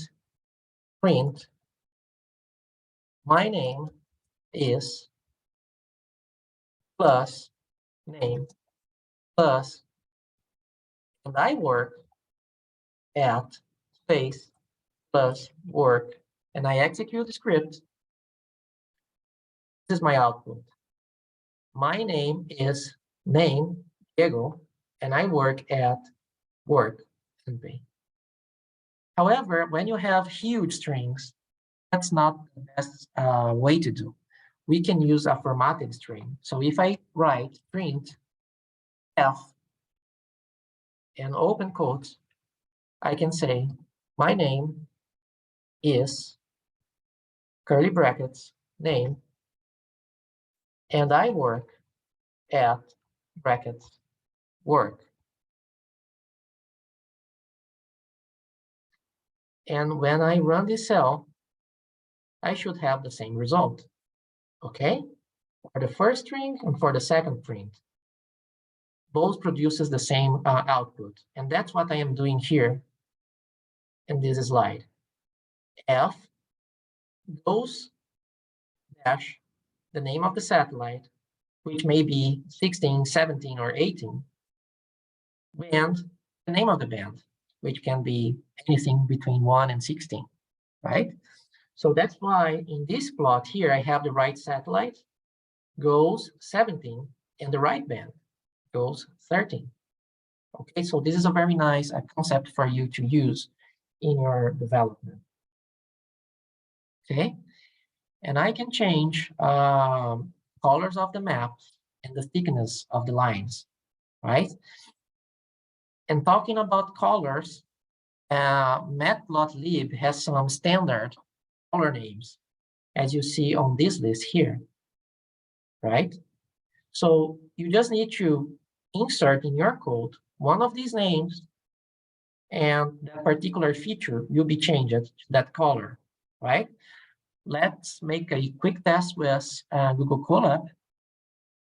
And that's the last demonstration before our break, okay? I'm going to first increase the dimensions of our plot by changing the fixed size argument of the figure command, as we have seen in the first day. Let me execute it again. That light is 16, the band is 13. And it took 6 seconds to process this full disk info. And this is my plot, okay? Now let me increase the thickness of the lines. So I'm going to put here, for example, 2, 1.5, and grid lines as 2 also. Just for testing. Now I will run it again.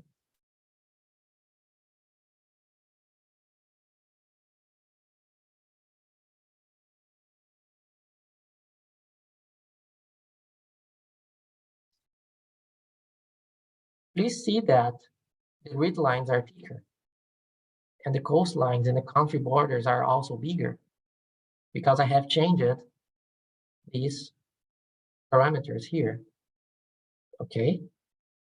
And if you are not participating in the first day, I really suggest that you take a look at the recording, and on the first day, we have explained all of these instructions since the beginning, okay?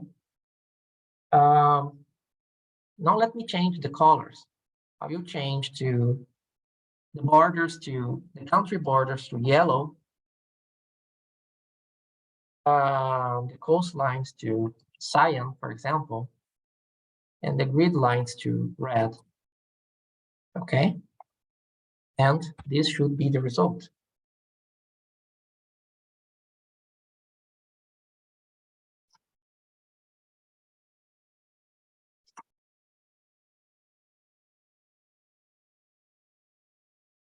Okay, so we have the coastlines in cyan, the country borders as yellow, and the grid lines as red. Okay. Before the break, let me just execute the script locally. As you have seen in the procedure available in the blog, and I really suggest you to try. So I'm going to my working folder in my own computer, VLab, Python, goes. I'm going to activate the environment which I have my libraries installed according to the procedure. So inside this workshop environment, I have an etcdf4 library, the matplotlib library, and all the others, right? And as we have seen in the first day, to execute the script, you just have to type Python and the number of the script. And this is our script number 4. I'll click enter.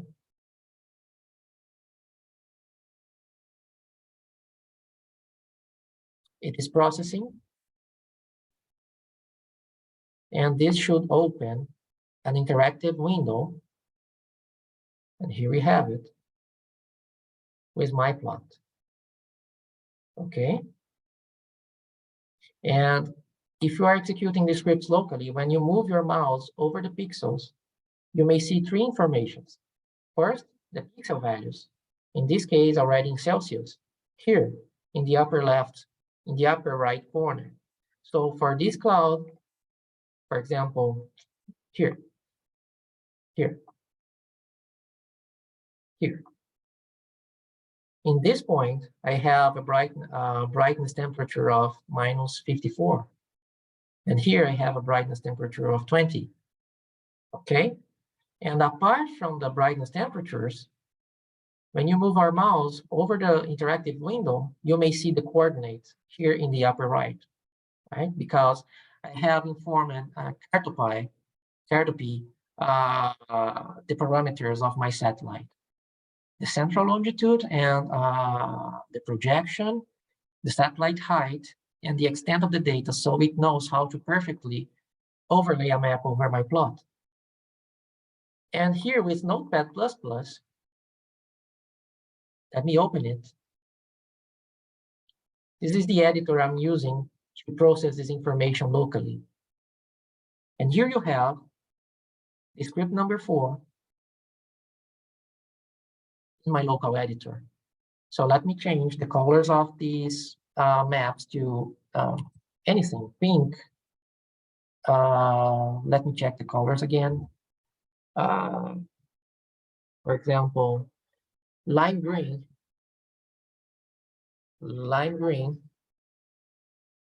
and yellow, and increase the line width.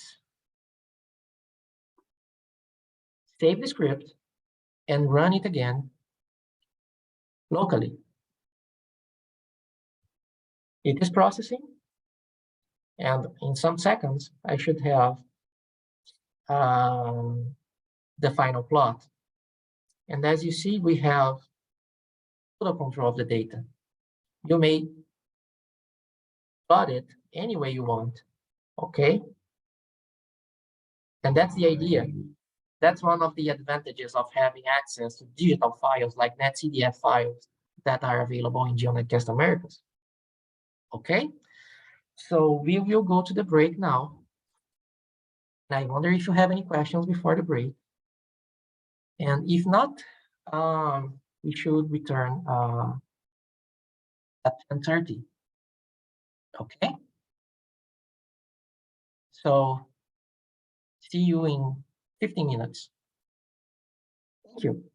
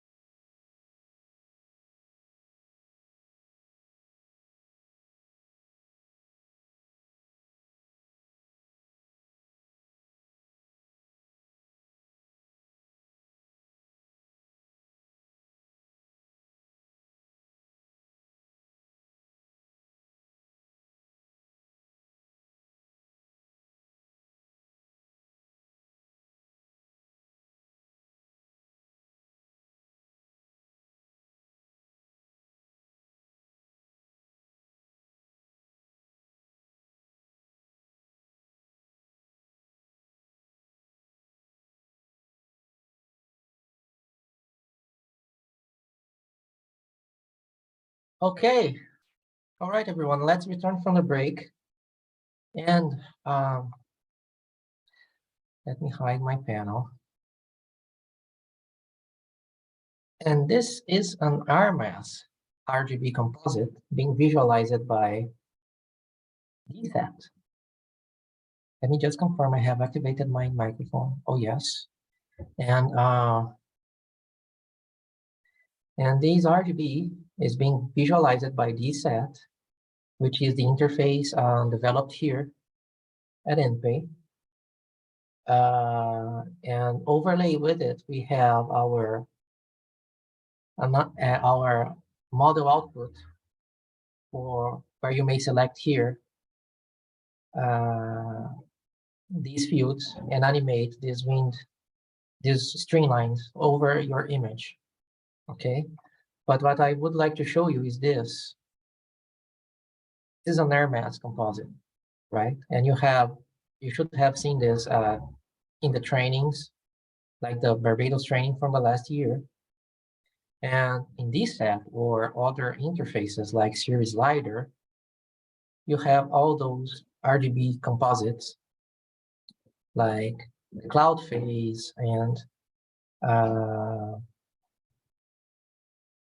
the cloud phase from GMA, for example. And the reason I'm showing you this is that we are going to learn how to create all of this in the next script examples. But before that, let me go back to my PowerPoint. We were seeing that we can specify colors, right? And Python has some standard color names, as you're seeing here. So in your code, you just need to specify which color name you want, and then we'll change the color of your borders, the color of your coastlines, the color of your grid lines, and many other features, labels, anything.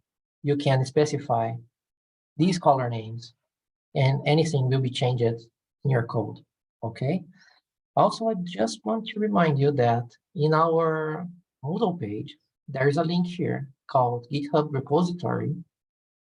And if you open, you will have all the scripts used during this training, right? And if you click at the goals subdirectory, you see all the scripts you are working today. For example, right now we are going to script number 5. And if you click at it, you will see the script here, okay? And you may download this whole directory, this whole content by clicking here at code and download zip if you need it in the future, okay? Let me open my Colab again, and I have executed this script with custom colors, okay? Now let's go to the next script. Script number 5, reading a shapefile, right? Let me just go to the right slide. And this is our script number 5. And as you see, our scripts are getting bigger and more complex over time. And that's why it's important for you to understand all the lines since the beginning. And if you have any questions, please let me know, okay? Please let me know your questions, and I will answer your questions if you have any questions from the previous scripts, okay? So this is our script number 5, where we show how to read shape files and add these shape files to our plots, okay? If you open DSAT and click here and zoom in, you see that we have all the states and provinces of the whole footprint of the Go16 image, right? From all the countries. And this is done by adding a shapefile to our image because Cartopy itself, it doesn't have this world, provinces, and states, okay? So this is our 5th script, and the Cartopy library has many features, and you can add maps, like you can add masks like an ocean mask, or land mask, and many other features. However, sometimes you need to add information to your plot that is not available on Cartopy by default. So that's why adding a shapefile could be useful in some cases. Okay.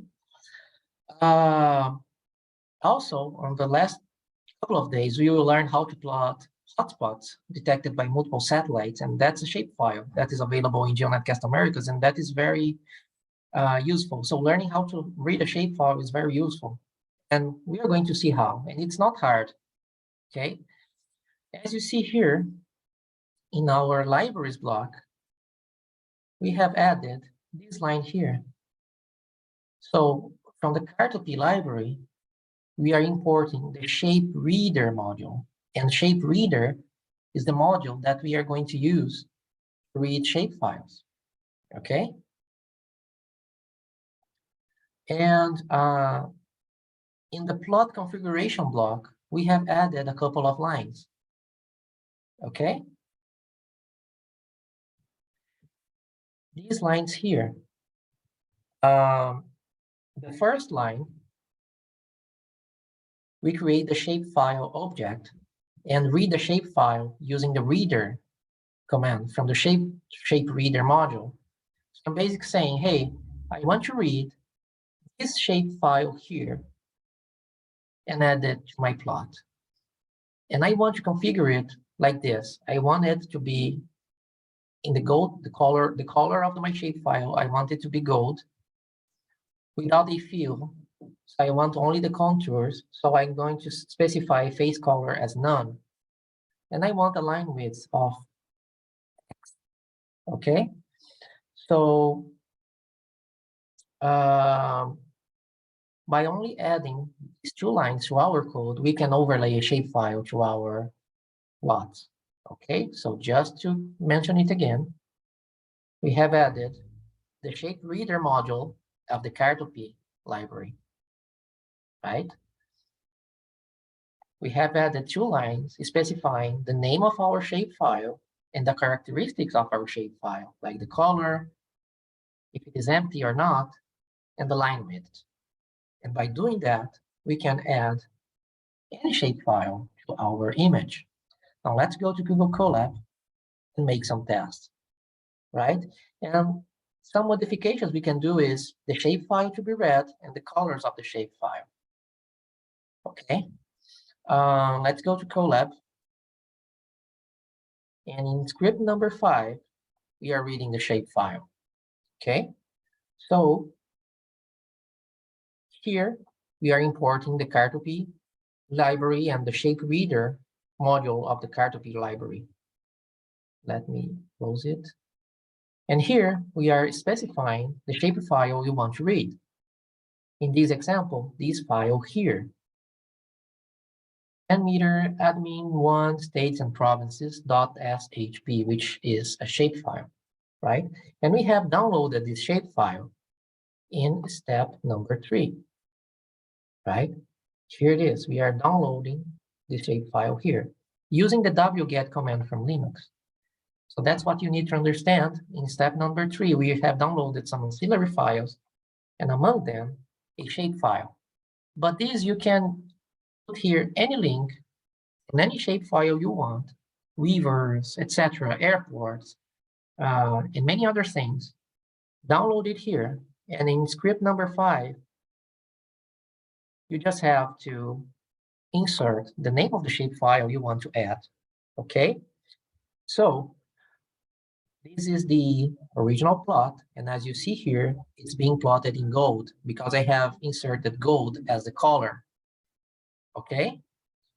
Let me change the size of the plot for 20 to 20 inches and change the color of my shapefile. For example, instead of gold, I want it blue, for example, or let me choose a color here.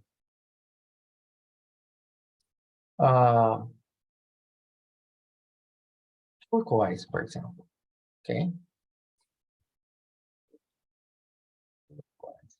And execute it again by clicking at the play button or Control plus Enter.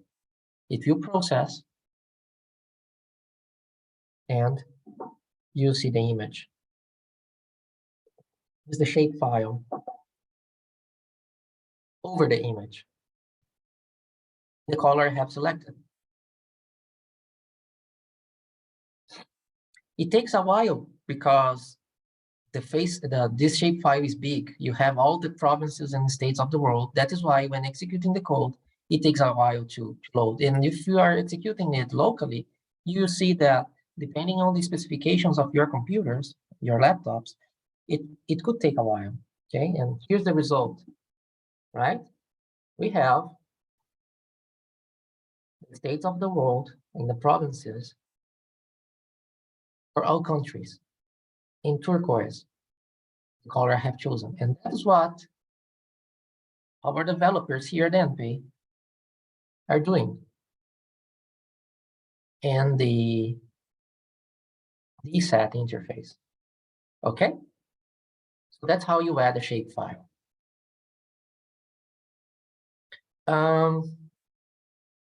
We do not have other shapefiles in Colab in this example, but here we have a couple of examples. The first one, the Brazilian states. If I do not want to plot all the states and provinces of the world, you can download the files with the states of only your countries. And that's what I'm doing here. The plot will be available faster.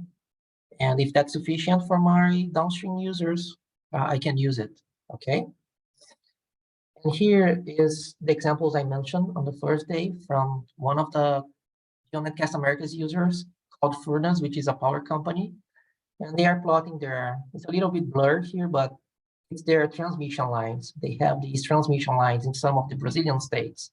So they overlay this information with the rainfall precipitation estimate, the GLM information, right? And the ABI images. So that is how they do it.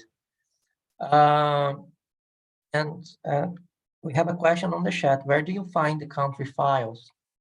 If you go to the GitHub page,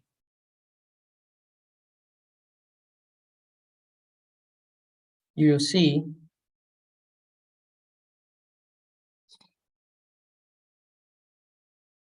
that we have a folder called goals. Here, goals. And inside this goals folder, you have the shape files used during this procedure, right? So you may download the shape files from here, okay? Also, if you look at the Colab notebooks, step number 3, you have the links where I am downloading them used within Google Colab. So if you copy them and put them in your browser, you will also be able to download them as I did here, right? But you need to download all these files, okay?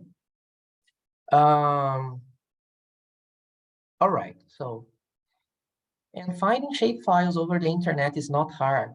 So if I put, for example,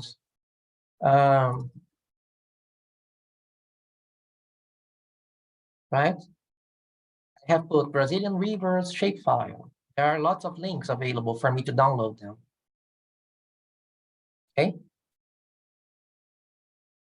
Like here, Amazon biome border, municipalities, states, indigenous areas, and many things. Okay. Forest shapefiles, hydrography shapefiles, no forest shapefiles, right? Early deforestation increments, etc., etc., etc. And if I click at download, for example, it will download the shapefile to my machine. And I just need to change my script, right? And add name of the shapefile here. And if the shapefile is on the same directory as your script, you just need to add the name, okay? However, if your shapefile is not in the same folder as your script, you need to specify the whole directory here, like C, column, backslash, VLab, etc., etc., etc. Okay, but in Google Colab, we are downloading the files directly from the internet using the wget command on step number 3. Okay. On our next script, we will learn how to overlay GLM information. But before we go to script number 6, I'm receiving some questions asking me to instruct how to run script in Google Colab since the beginning. So I'm going to spend 5 minutes here explaining it, right? In the GeoNetCast Moodle page, in our Moodle page, you have a link here called Processing GOES-R Imagery with Python, Cloud Google Colab. You just need to open it. It will open a new window. And in the upper toolbar, you see File option. You click here, click at Save Copy in Drive, and this notebook, Colab calls these pages notebooks where you insert and edit your scripts. This notebook will be copied to your computer, to your Google Drive, sorry. And then after this copy is created, a new tab will open, like this one, and you just need to rename it. So in my example, I have renamed the original file from the Moodle page to Diego underscore and the original name of the file, okay?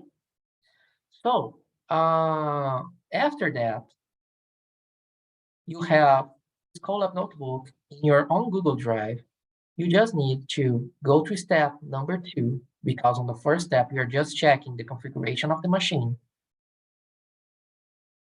Execute or clicking the play button on the step number 2, and running also step number 3 to download the ancillary files. And that's all you need to start exploring the script we are showing now, okay? So in the first day, we have described all the steps since the beginning. We have introduced Google Colab, the benefits of it, installed the libraries, and installed the ancillary files, and executed and explained script number 1, which is a basic plot, script number 2, which is a basic operation converting from Kelvin to Celsius, adding a color bar, adding a title, and adding a date, and script number 3, overlaying maps with Cartopy. That's what we did in the first day. And you have all of that information in the recordings for the first day, okay? And today we have started here, overlaying maps with Cartopy, however, reading data from the metadata, right? And metadata is an information of the information, right? So inside the file, as we have seen in the first day, we have many variables, right? Let me just show them for you here very fast so we do not use much time. With the Panoply software from NASA, and on the first day, we have seen how to install it, okay? So with NASA Panoply, you can open any netcdf file you want from the GeoNetCast broadcast. And for example, if you open a netcdf for band 13, you see all the variables inside this netcdf file, including the CMI variable, which is the brightness temperatures for that band. If you click at it and create a plot, we will visualize this information. Then we made some demonstrations and we start exploring the same files with Python, okay? And on the first scripts, we have, for example, imported the libraries. We have learned how to read a file, how to read a variable inside that file, in this case, CMI, the same we have seen with Panoply, convert to Celsius, define the dimensions of our information, inform the projection of our image, geostationary, the position of the satellite, and the altitude of the satellite. The extent of the data, we have learned how to add coastlines, border, and grid lines. We have learned how to define the thresholds of our color bar, in this case between minus 80 and 40 degrees, using a grayscale color table in this example, right? We have learned how to add a color bar, a title, the orientation, and the distance from the plot. And we have also learned how to retrieve the date from the ghost file and add a couple of titles and save our image as a PNG. Okay, so that's what we basically did in the first day, but you may find all this information in the recording of the first day. And as you see here, using NASA Panoply, which is the software we tested during the first day, you can use a graphical interface to explore this information that we are exploring with Python now. Okay, so that's a summary of what we have done until now in the hands-on part. And now we are going to learn how to overlay data from GeoLam. Okay, thank you. Thank you, Dale. And I'm reading data from, we will learn how to read data from the GeoLam sensor and overlay this information with our plot. Okay? And these are the lines of code we need to add to our script. Our previous script, for example, script number 5, if we add these lines here, we will be able to overlay GLM images, GLM information over our PA image. Okay, and as you see here, you use the dataset command from the netcdf library to read netcdf for a GLM file, right? In the file name for the GLM, we have little differences, right? We have GLM, which is the name of the sensor, right? Instead of ABI. We have L2, which is the level of the data. So this is a level 2 product. So the variable is not in radiances or counts, etc. It is already the physical variable, right? And here we have LCFA instead of CMIPF. And LCFA means Lightning Cluster Filter Algorithm, which is the name of the algorithm used by NOAA to produce this information, right? And as it happens with the ABI file, this is the satellite, GOES 16. And as it happens with the ABI file, we have 3 information here: the start of the scan, the end of the scan, and the file creation date, right? 4 digits for the year, 3 digits for the Julian day, 2 digits for the hour, 2 for the minutes, 2 for the seconds, and so on. And as you see here, for this particular file, we have the start of the measurement at 12 UTC, and the end of the measurement at 12:20 seconds. And that's because these files are generated every 20 seconds. Okay, and that's the frequency of the GLM files, including the ones you receive in your GeoNetcast-Americas station. Okay, so we have read our file. It's like as you did with the ABI file, right? And the next step is reading the variables with the coordinates of the GLM events, flashes, and groups. Okay, and to understand what these are, you may check this quick guide here. Okay, and about quick guides, if you Google RANB quick guides, the first link you will see is this one. Let me send it in the chat box so you might take a look. And this is a very nice link from Asira, and they have all these quick guides from all these products that we are manipulating during the hands-on, right?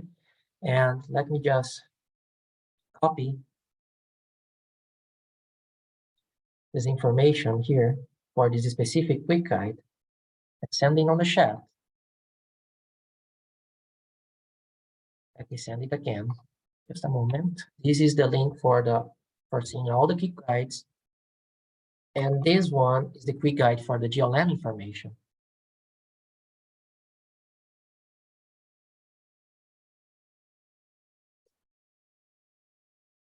Sorry.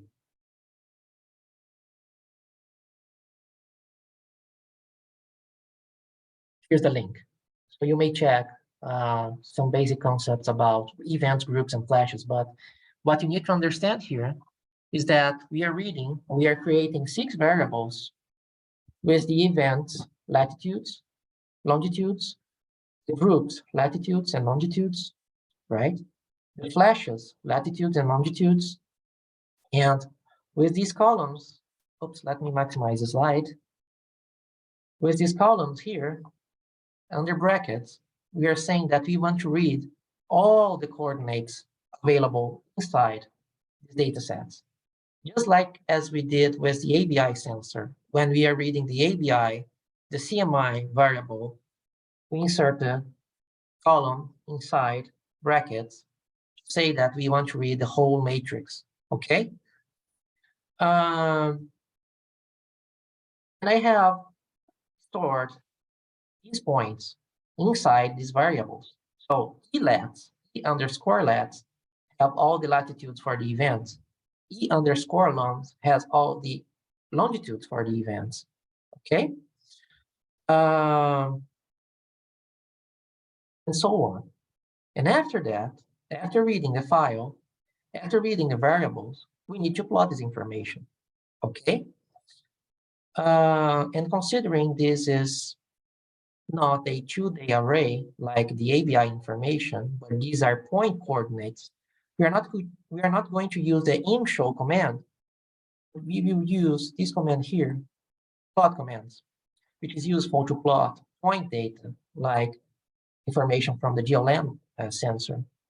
So we are using this plot command, and we need to pass to this command some parameters, as you're seeing here. In this case, we are passing the following arguments. Longitudes for events, groups, and flashes. So these are 3 separate commands, right? The first one, I'm plotting the events. I'm passing the longitudes and the latitudes, okay? Then we need to tell which type of marker and the color of marker, right? Symbol and the color of the information we want to plot.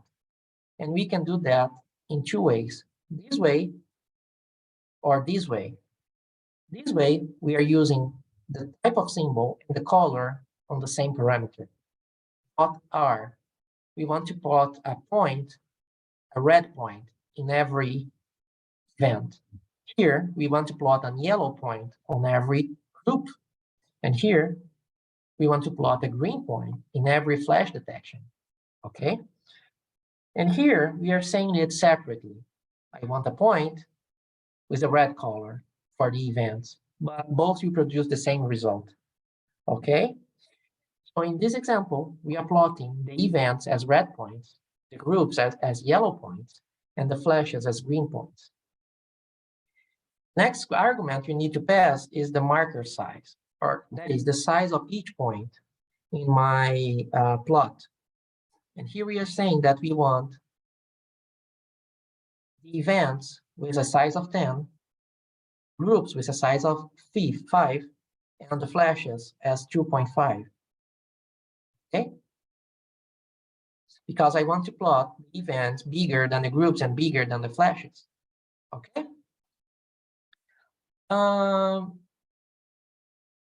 With the transform argument, I'm just telling Cartopy the coordinate system of my information. And with Plascari, I'm just saying that these are Cartesian coordinates. Okay? And with the alpha argument, I'm specifying the transparency of my information. And the transparency varies from 0 to 100%. 100%, I'm not seeing any transparency at all. I want to see flashes without transparency, the groups with 50% transparency, and the events with a 10% transparency. Okay, so these are the parameters that I want to pass to my command, to my plot. And as I said in the first day, if you look, for example, Python plot,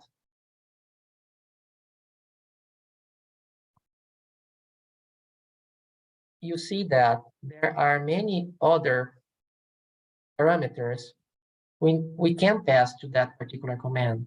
There are dozens of them. However, in this example, we are just passing some parameters. With the color, the coordinates, reference system, the transparency, okay?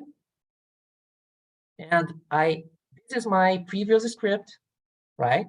Libraries, reading the ABI file, converting to Kelvin, to Celsius. Information on georeference, coastlines, borders, and grid lines, and IMSHO, where I'm plotting the ABI information. After that, I'm plotting the GLM information, okay? And after that, I'm plotting the color bar, date, and title. And this should be the result, right? So here you are seeing the GLM events, groups, and flashes detected between 12 UTC and 12:0:20 seconds in this case. And I'm overlaying this information with an ABI image from 12 UTC, okay? And if you give a zoom to any region, you see the real size of those pixels. Here they are bigger than the real size. So let's go to Google Colab, because we will change the appearance of the points and make some quick modifications, okay? So let's go to Google Colab. And that's our script number 6, ABI and GLM basic plot. And I'm saying basic plot because usually in operation, there are other things that developers do instead of just plotting the coordinates, okay? But this is just a basic example that you understand the possibilities of the plot command, right? So here we have the script.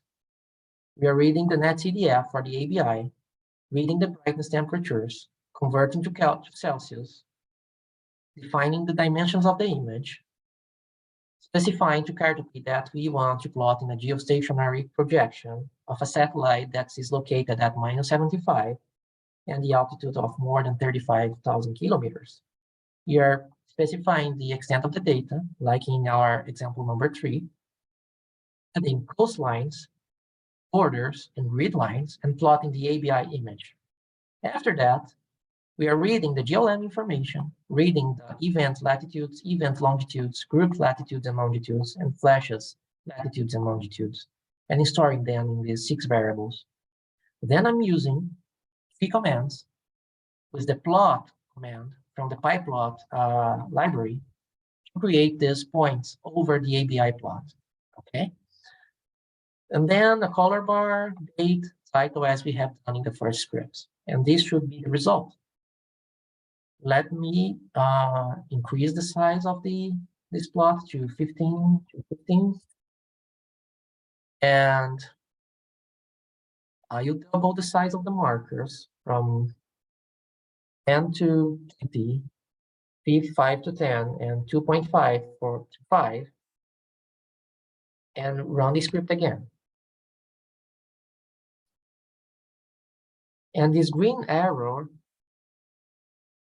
there's a green arrow here, which says in which step the script is currently running. And this is the result. We have a bigger image. And as you see, we have bigger markers here.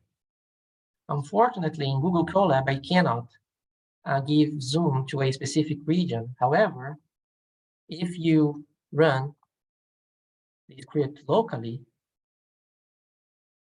let me do it again. cd vlab python goes activate my environment. And this procedure is on the GNC-A blog, and execute script number 6. It's going to process. And you will see that we will be able to zoom in and zoom out and check the real sizes of our flashes and groups and events, right? But in Google Colab, we can only see the image as we are plotting without giving any zoom. This is the result by the local execution. And if you click at the magnifier and go to a specific region, you may see your flashes, groups, and events. With the colors you have configured in the code. Okay? All right. Now let's go back to Colab, and I want to make one more demonstration. I'm going to change the symbols. Remember that we have specified as points, but let's change it. Let me change these commands and use these ones, which are easier to configure. I'm going to send them in the chat. You may test it in your notebook. I'm going to change from point to, and I have a list of symbols, of possible symbols on this link here. These are the possible symbols we can plot point information, right? Here, we have used the point marker. I can use any one of these: triangles, circles, octagon, square, pentagon, star, etc., etc., etc. So I'm going to change it to E for pentagon, just to exemplify. And I'm going to change the colors from red to anything, blue, cyan, or yellow. And I'm going to run it again. You may see the green arrow here. So the script is being executed. I'm generating the PNG. And in a while, now the image is being generated. And here you have. I'm plotting the same information as before. However, I have changed the type of symbol and the colors of the symbol. Okay? Now let's make one final change, and I'll change from pentagon to, for example, square marker. Okay? S for square, and run it again. You see the information. Oh, let me change the colors also. Add blue and pink, for example, and run it again. And I'm running without clicking here because I'm using the shortcut we have mentioned in the first day. I'm using Control and Enter to run a cell. Okay? And this should be our result. Right? It's a little bit ugly, but just to demonstrate that you can change anything you want. Right? That's the idea here, that you may create products with the data available in your stations. You may use the softwares that are installed in your ground stations like Proteus, Showcase, etc., or Panoply, for example. However, if you want to create value-added products for your med services, you may use Python scripts and generate the images according to the needs of your staff, right? And now let's go to script number 7. Until now, do you have any questions? You may send your questions on the chat. If you need to review any step, just let me know, okay? Our next script number 7, is very interesting because we demonstrate how to create an RGB composite. And here you will see some new concepts. And as we have seen in the DSET interface, or let's open Series Slider, for example.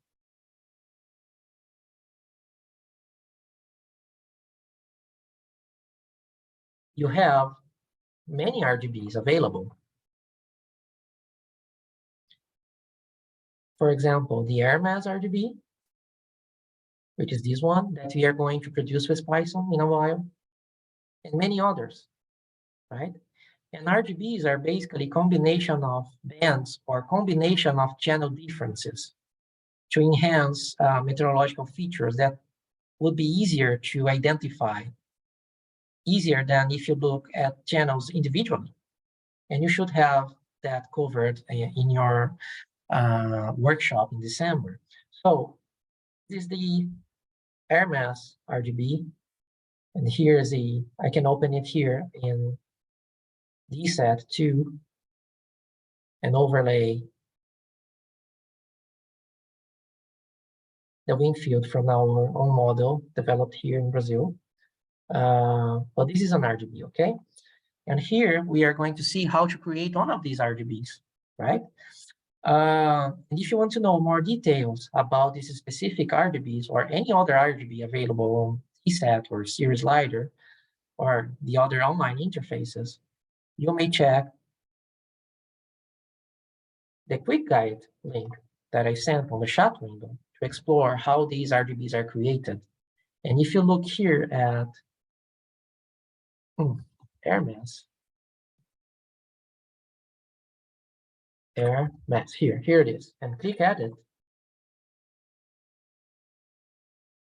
you see the quick guide for this RGB we are going to create with Python, okay? And maybe some of you are not, haven't participated on the first day. One of the questions you may have is, well, if this information is already available in web pages like DSAT or Cirrus Lider, why should I care, right? And we explained it on the first day that we have some advantages of accessing digital information. And one of these advantages is producing value-added information and also optimize the latencies. And by latency, I mean the difference between the acquisition of the image and the availability for your users. So by managing the files that are available in your GEONETCast-Americas station, you can produce imagery faster than the options that are online. So your users may see these images 1 or 2 scans ahead of the available information that in comparison to the information that is available online.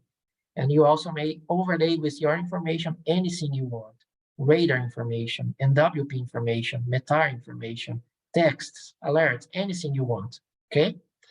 So let's see how we may create an RGB like this one called the air mass. And if you look at the quick guide, you have recipe, and that's how they call it, a recipe, which is a procedure to create this RGB. And an RGB is basically an image created combining different channels or different channel differences, right? And by combining these channels, we enhance some of the features, some features that are more easily identifiable if you look at the separate channels, right?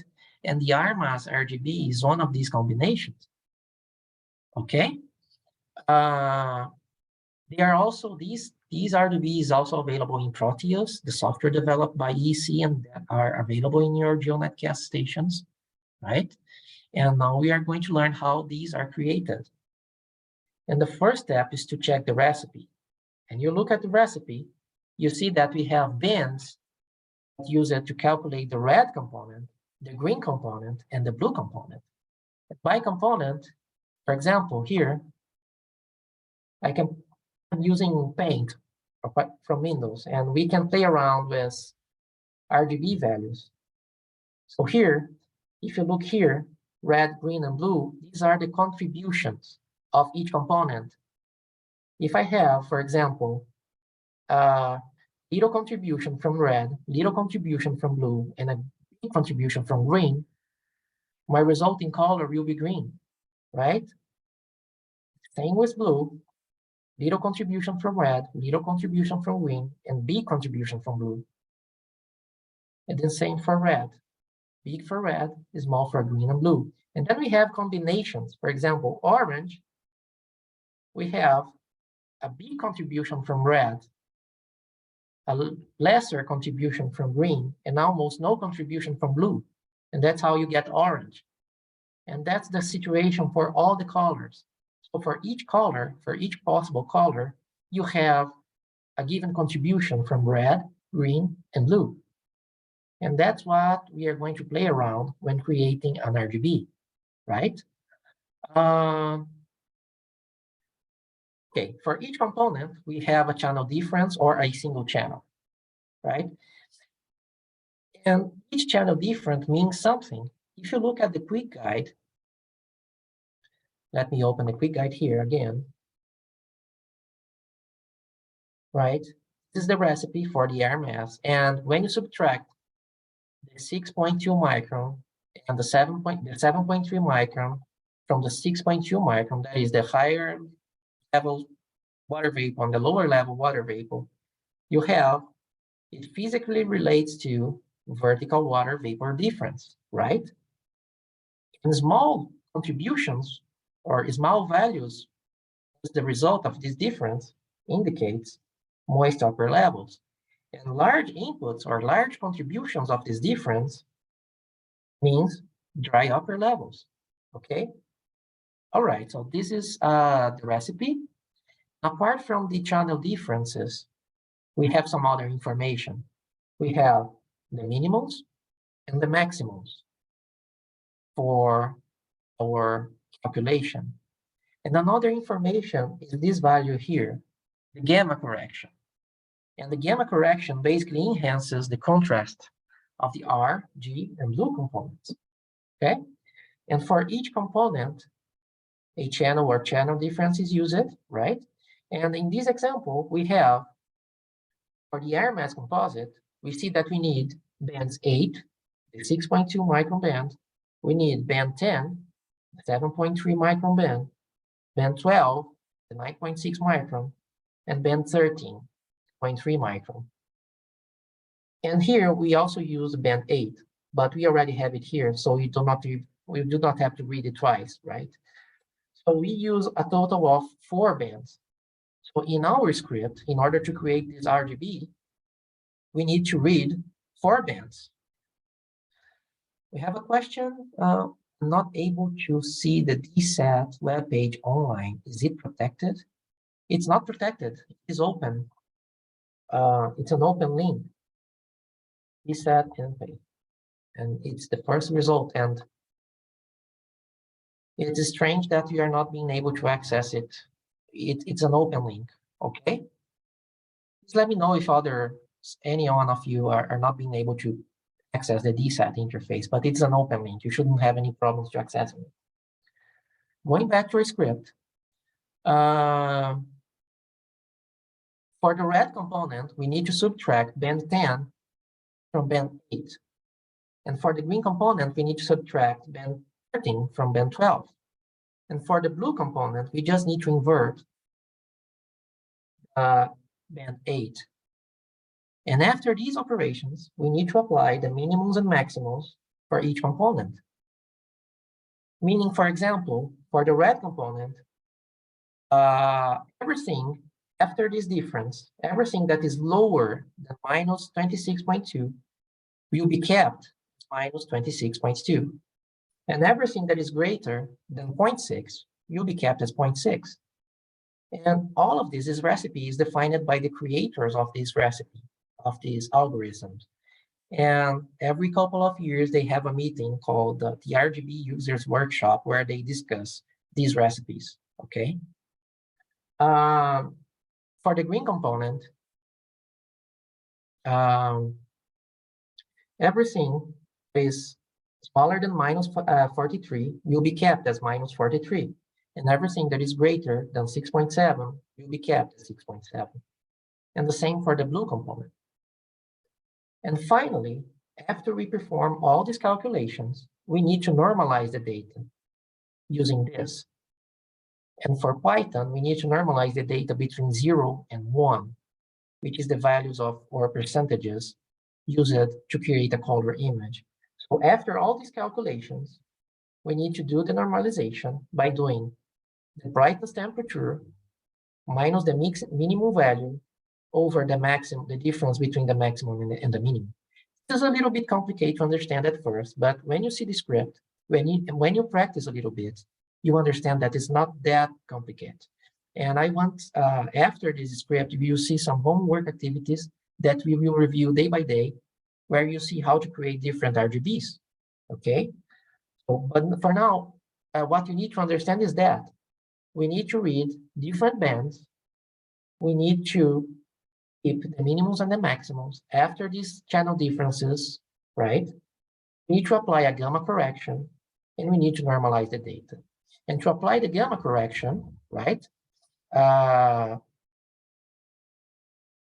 result of normalization is the power of 1 over gamma. So that's how you apply the gamma correction, and you make the contrast better, right?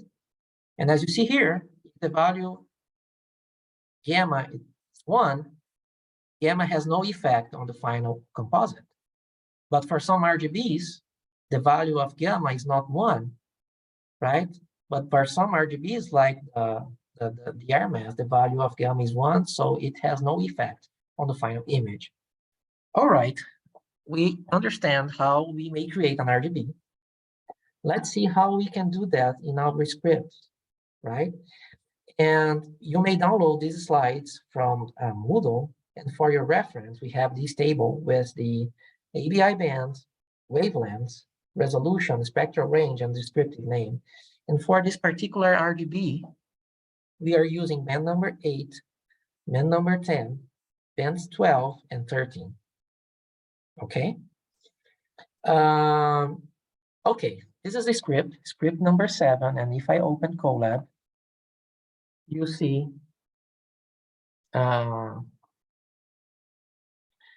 that script number 7 is called Creating RGB Composites. And when you execute the script, you should see the RMS RGB. Now let's understand how it is created. Let me just, okay. This is our script, and our first block, right? We import the NumPy library. And the NumPy library is a very, very useful library that allows you to make lots of calculations and operations. And for this script, you will basically use it to create a stack of the R, G, and B components. And after you create a stack, as we are going to see, you have a final composite. Okay, so we are importing the NumPy package. In the first part of the script, right, we are just reading separate channels, just as we did with the ABIs on the previous examples. So on this first example, we are reading the band number 8. In the second command, we are reading band number 10, right? In the third line, we are reading band number 12. And on this fourth, we are reading band number 13. So I'm reading the 4 bands that are mentioned in the recipe, this particular RGB, okay?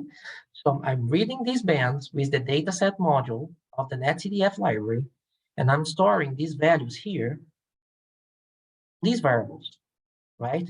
Data 1, data 2, data 3, and data 4.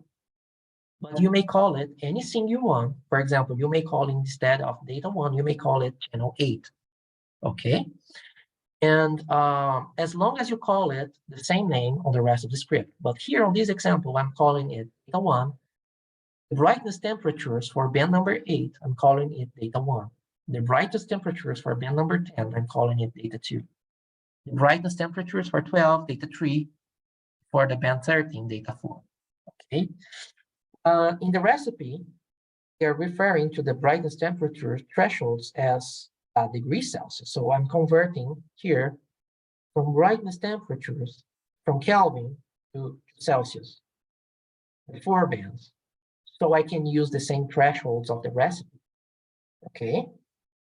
Another thing I'm doing here in this example, and this is a very nice trick, is I'm reading instead of reading the whole array for each band, I want this script to be processed faster because I just want to demonstrate them for you, right? So I'm reading the pixels every 4. I'm not reading all the pixels from my array, my matrix. I'm reading every 4. So I have a smaller arrays because as you see, we need to do a considerable amount of calculations. So for this demonstration, I'm just reading them every 4, right?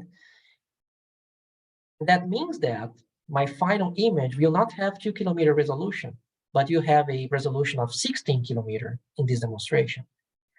If I remove this and only a column inside brackets, I'm going to read the whole array, and my final image will have a resolution of 2 kilometers, right? But to reduce the data processing, for this example, I'm just reading the pixels every 4. Okay? All right. That's my first part of the script, libraries and data reading. Okay? Let's go to the second part of my script. And the second part of my script here, this is a zoom, is where I apply the recipe effectively. Okay? So after reading the pixel values for the 4 channels needed for the Hermes RGB, I make calculations according to the recipe. And the first thing I do are the channel differences, right? Here, my R component, or the red, I'm calling the red just R, but you may call it anything you want, red, right? But I'm calling it R. My component, my red component, sorry,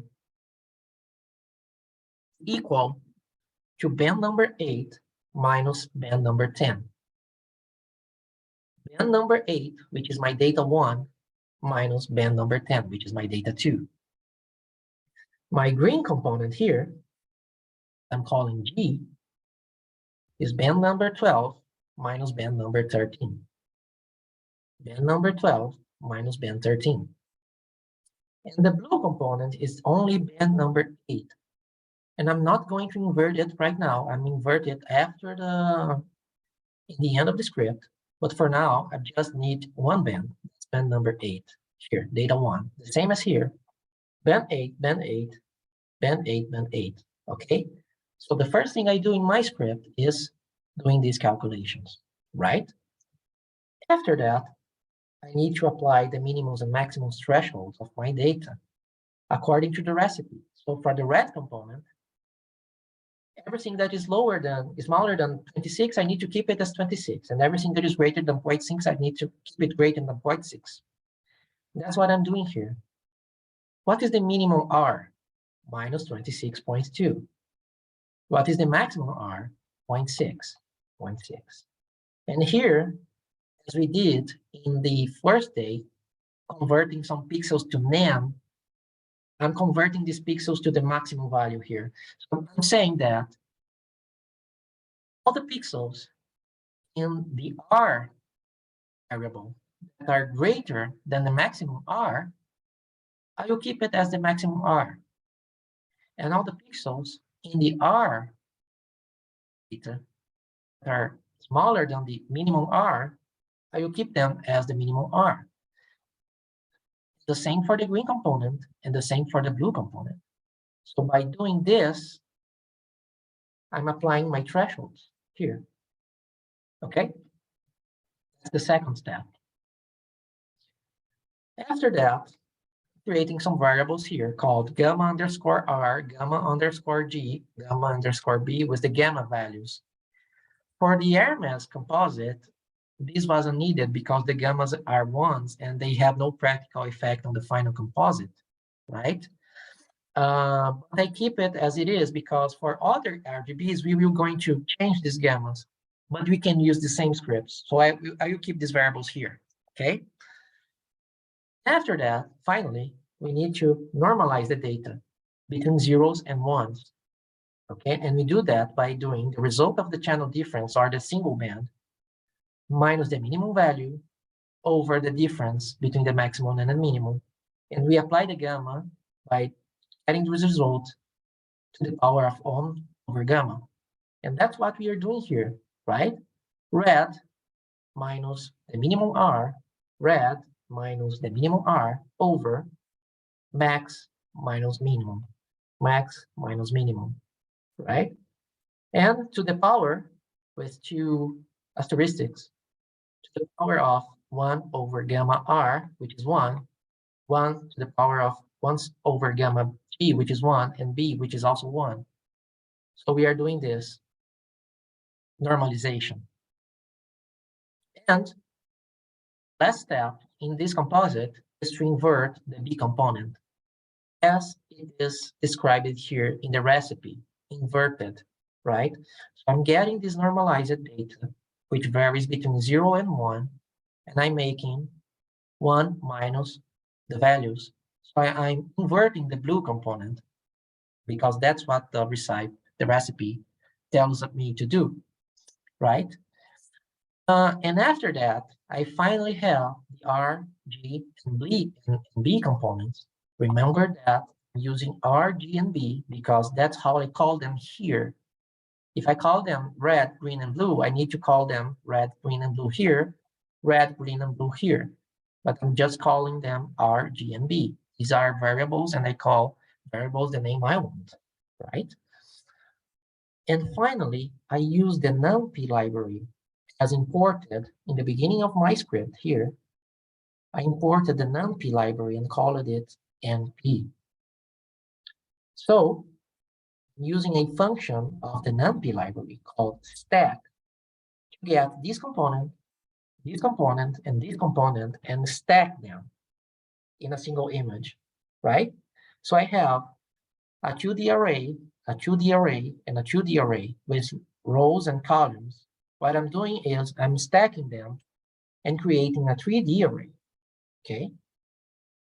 And I'm calling this final array, I'm calling it RGB, but I could call it any name I want, okay? One detail that you don't need to care much, but just for me to explain is this variable here, axis is equal to 2. I'm just saying that I want a column-wise stacking of this matrix. Like in this example, if I have 3 matrices here, I want to stack this pixel with this pixel with this pixel, this pixel with this pixel with this pixel. So when stacking like this, I'm creating my RGB, okay? After this calculation, I plot the image as I did on the previous example, like here, plot configuration. The only difference now is that I don't need a color bar, right? Because the colors of my RGB are interpreted according to the quick guides. So I don't need a color bar, right? So I'm not putting a color bar here. Also, in my imshow command here, I'm just passing the RGB matrix, right? But I'm not passing minimum color, maximum color, and a color bar, and a color scale, okay? Because this image itself, it's a color image. I don't need a color scale, right? That's the thing. I'm creating an RGB according to a theoretical recipe, so I do not need to apply any color scale for it, okay? And this is my result. I have 3 components, R, G, and B, calculating according to the recipe, and I stack them. So they create this image here, right? Hermes in this case. And as you see in the quick guide here, this is in accordance of what it's expected. So this is how VSAT, Showcast, Slider, Proteus, and any tool you see around the web calculates these RGBs. Of course, each one of the software, its own software and its own programming language in the background. And in this example, we are seeing how to do it with Python, okay? And here we have some possible modifications, and we are going to see it later. It's possible to create many other RGBs, right? Now let's go to Colab and make some tests, okay? This is the image, the way it is in your Colab notebook or in the GitHub script, right? Now let me plot the R, G, and B components separately. So what I'm going to do here, instead of plotting the RGB variable, I'm just plotting the R. So you see the result. So this plot should show the R composite of my RGB, and this is it.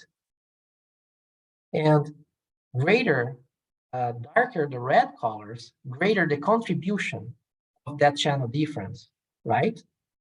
So, as you see here in the quick guide, my red component means that I'm subtracting the upper level water vapor by the lower level water vapor and creating a vertical water vapor difference, right? And small values, like here,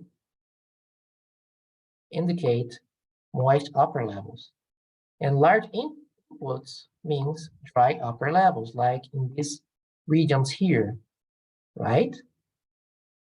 And that is why in the final image, you are seeing this region here in orange, because the contribution of the red component, which is the vertical profile of the water vapor, the contribution is much greater. Like in pink, for example, if you have big contribution from the red channel, a smaller contribution from the green band, almost no contribution from the blue band, you see an orange. And that's what you're seeing here, okay? Now let's plot the blue component. The green component, I'm just plotting here green. And using a greens, which is a green scale, color scale, okay? And this is the result, right? This is the result of the green component, right? And the green component means small inputs, low troposphere and high ozone, and large inputs, high trop and low ozone. And that's what you're seeing here.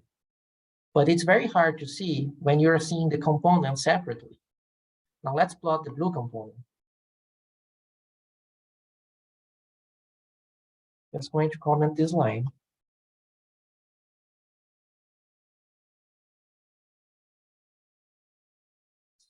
And by plotting this component, this is what I see.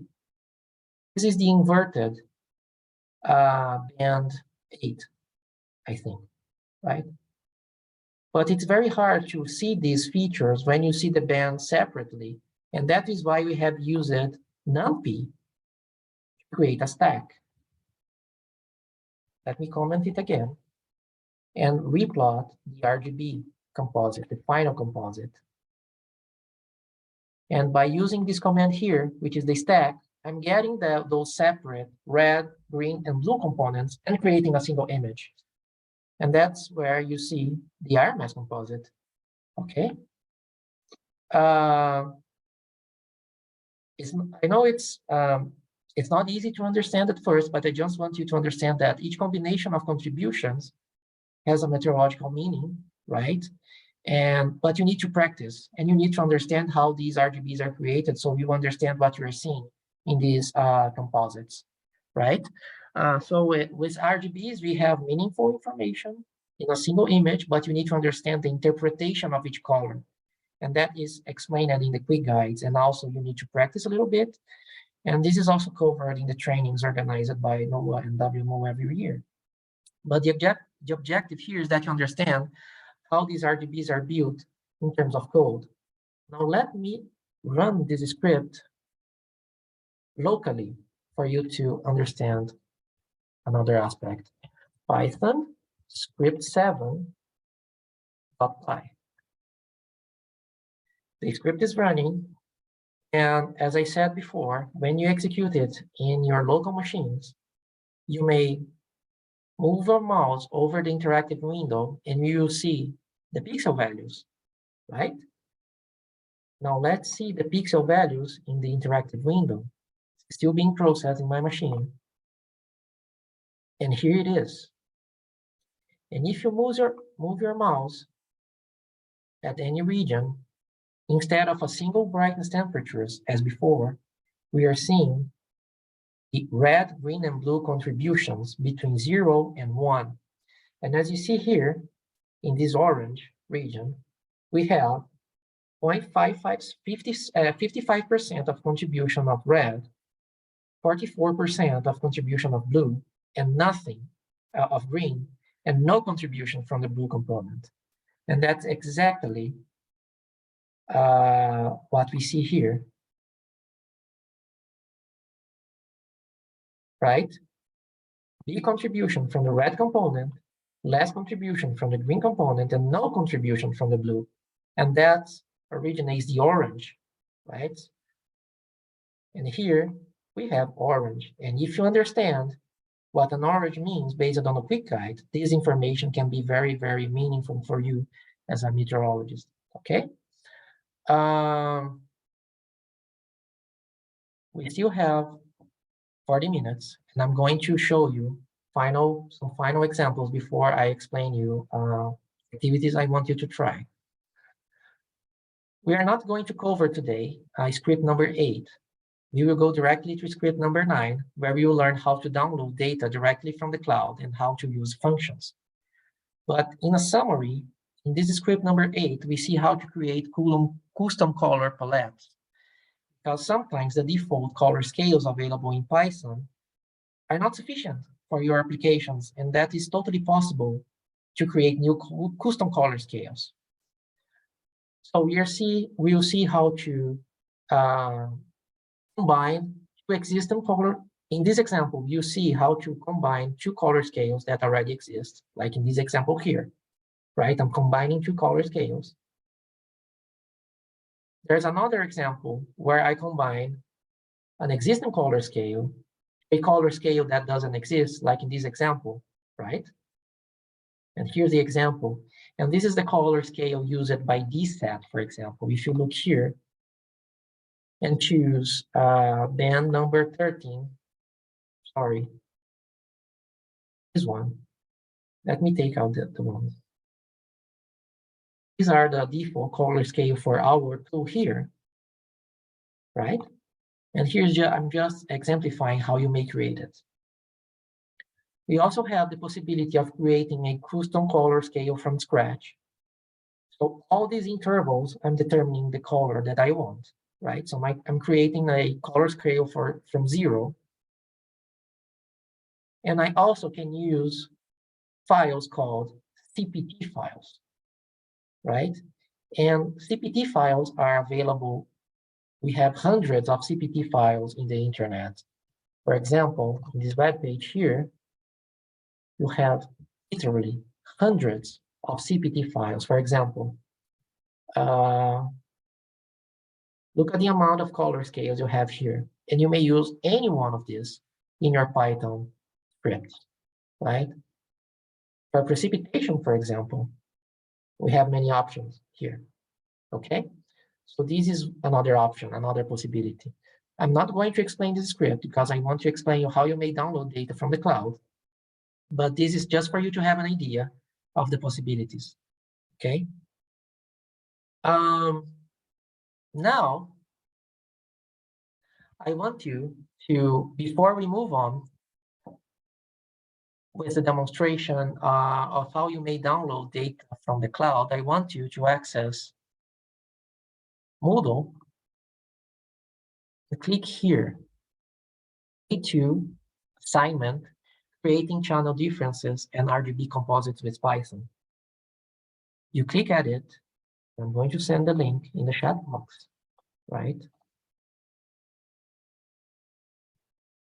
And yes, Eugene, I will share all the links that I have shared today after the lecture, okay? As I have done yesterday. If you look here in the announcements of the course, you have here links for day number 1, right? And I have sent this message yesterday with all the links shared in the first day, and I will do the same for the second day, okay? Before we move on, I would like you to click on this link I have just sent in the chat box. And this is the notebook, this one here, with some proposed activities for you to practice. And we will learn a lot if you practice them, right? And I want you to open it, click at File, save a copy in Drive, so you may copy this notebook in your own drives, right? And change the name of this file. So you are able to make your edits and changes and save it, right? And here again, I have just added my name before the original file name, Diego underscore the original name, homework, etc. Right? And I want you to open this notebook now, make a copy, and run this first cell. And it will install the necessary libraries and auxiliary files. Okay? It will take 5 minutes for you to finish running this cell here. But when I'm going to explain this homework activity, your notebook will be ready for you to try it with me. Okay? Because in this activity, we are going to propose some channel differences and RGBs as we have seen today. Okay? Rename, you may, if you don't want to rename it, there's no problem because it will just put here copy of, etc. Like this, I think. Copy of homework Python, but I like to call my copies as with my name, so it's easier to identify in the list in my drive, okay? But you may rename it any way you want, okay? Make a copy of it, and please run the first cell, okay? And this cell will take 5 to 10 minutes to run. 5 minutes, I think it's sufficient. And when you see this green check mark here, it has been run successfully. And you will be able to run the other cells that I have put as examples, as this first one. In this first cell, when I run this script, this is a channel difference called the split window difference. And you should know that. I think you know that, right? I think it has been covered in the training in December. And you have a quick guide here explaining why this channel difference is important. So in this first script, we are creating the split window difference, downloading data from Amazon for any time since the beginning of the GOES-R launch. And for this specific event, if you apply this channel difference, you can see here the Saharan dust plume from July 18, 2020, right? And that's the idea with these notebooks. You practice different channel differences and different RGBs. And we will review in the beginning of each day, the third, fourth, fifth, and sixth day, we will review each one of these activities in the beginning of the day. So we are always practicing with Python, okay? All right, so returning to our notebooks. We are not going to cover, as I said, all the scripts available in this PowerPoint. However, they are all there. You may download the full slide deck from Moodle, and you may practice all the 19 scripts by yourself after the training. But I want you to learn now today how to download data from the cloud, because this is important. And this opens many possibilities, like having the ability to download files, serve as a backup, the data available in your ground stations, or to complement the data available in your stations. Suppose in the future, your stations have a problem for any reason, and you stop receiving data. In the fourth day, we are going to see what to do, right? The maintenance checklist and the possibilities. However, during the maintenance, you do not want to be without data. So learning how to download data from the cloud may be used as a backup in these situations. It also may be used to complement the data available in your GeoNetcast stations. And this is also great for research activities because you may download data from any time and date, and that's good for research too. And these scripts are a little bit more advanced. I'm going to show you 3 scripts now, right? And we will also learn how to use functions to improve our script. We have these 3 situations. right? The first situations is what we have seen until now. We do not use functions, right? So if you need to do a task, we need to insert the task inside our script, all the instructions inside our script, as many times as needed, which makes our script bigger. However, when I have a function, I can just call that function once and just call that function within my script. And my script will become more organized. That's the second situation. And to make things even better, we have a third situation where we write our function in a separate file. In this example, I'm calling it myfunctions.py and myscript.py, right?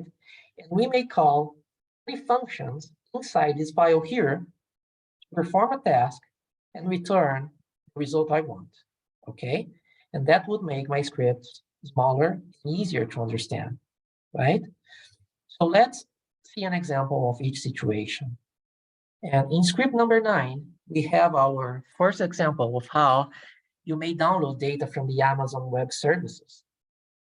And you see that this is a big script. However, we will make it very small by using a function in script 11. So you don't need to worry if you do not understand some of these basic concepts, because in the end, advanced concepts, because in the end, these lines of code will be hidden from you, okay? So this is our first part of script number 11, right? We have our libraries block, and we have added 3 lines, right? Which is a library called Boto3, which is used to make our connection with the Amazon Web Services. And we have imported some of its features, like configurations and so on. Another library that we are using here is called the OS library, or Operating System Library, which is a great library that provides an interface with your operating system. So with this library, we can manipulate our operating system the way we want. And in this example, we will use it to create folders that doesn't exist in our computers, right? In the next block called input and output directories, I'm using a couple of instructions here. The first one will create a folder in our machines, or the Google Colab virtual machine. It will create a folder called samples. And this is where I will store the data, not CDFs I'm going to download.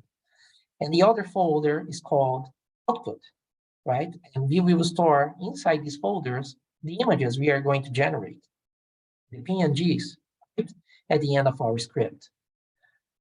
And we are using the make_dirs command from the OS library to create these directories, right? And here we are just saying that, hey, if these directories already exist, there's no need to create them again, right? So it will create if they are not available yet. So when you run it for the first time, these folders will be created. And when you run it for the second time, it will not do anything, okay? In the next block called desired data and initialization, we define satellite we want to read information from Amazon, and in this case, Go16. We also inform the product name, in this case, ABI Level 2 Cloud and Moisture Imagery Full Disk, right? In the year, day of the year, the Julian day of the year, hour, minute, the band. And in this example, Julian day 37, the year 2021, for 17 UTC and band number 1. Okay. And let me just demonstrate where my script is going to access to download this information. And this is the link. I'm going to send this link in the chat box. I'm going to send this list of links after the training. And here we are accessing Amazon manually, right? And as you see here, you have a great amount of products available in the cloud. And among them, you have CMI F product here. If you click it, you have all these years, including the current year. You have all these Julian days, right? And let me go to the last page. And today's Julian day 125. And inside each Julian day, we have a folder for each hour in UTC. And right now is 1558 UTC, so the last folder is 15. And inside this folder, you have all the files that has been produced that are available for download. So if I click at one of these files, it will be downloaded to my computer. But I don't want to do it manually. I want to do it automatically. So let's see how we can do that using a script, right? So the next thing I need to do, I need to make the connection with the Amazon servers using the Boto3 library, right? And I'm telling the library that you access the Amazon server without any login information, because some of the data available in Amazon, you need to pay for it and you need to create an account. However, the data sets from NOAA, like this one, is open and you don't need to create an account and access the server, and you can access the server anonymously. And that's what we are saying here with unsigned, right? Then on the prefix variable, we specify the directory that I want to download my data, right? So here, we manually build this huge string. And remember that I said about the F in the previous script, which is a formatted string. And I can put variables inside curly brackets, as you're seeing here. So I'm creating a huge string with the product name, year, day of the year, so on. So I'm building in the end this, what you're seeing here in my browser. I'm building this via code, okay? After that, in the next instruction, I seek for the file inside the server. So I pass some arguments like the bucket name and what Amazon calls the bucket, the main directory, in this case, NOAA Go 16, bucket name. I also pass the file I want to download and specify that these directories are delimited using a slash between them, okay? So with all these instructions, I have specified the file and made the connection with the Amazon server, but I'm not sure if the file is available. And that's what I do in the next block. The next block, I check if the data is available, right? So before downloading the file, I need to check if it is available. And if there's no content, if content's not in the result, there's no content in the result, I print, there is no files available for this date. And I quit the script with the quit command here. But if there's a file available, I download it, okay? And I start to process the file. And here, before we proceed, here on this slide, I'm showing how I have created the directory and the file names using the variables. So this here is what I need. URL, the Amazon server. But I have built this URL using variables. Product name, ABIs, L2, CMIPF, year, 2000 and something, Julian day, 198 in this case, hour, 12, the name of my netcdf, right? And this is how I make the connection with the server. And if the data is not available, I end the script. And if the data is available, I process the image. I download it and process the image just like we have done on the previous scripts, okay? And before processing, I also verify, because there's a possibility that the file is already downloaded before.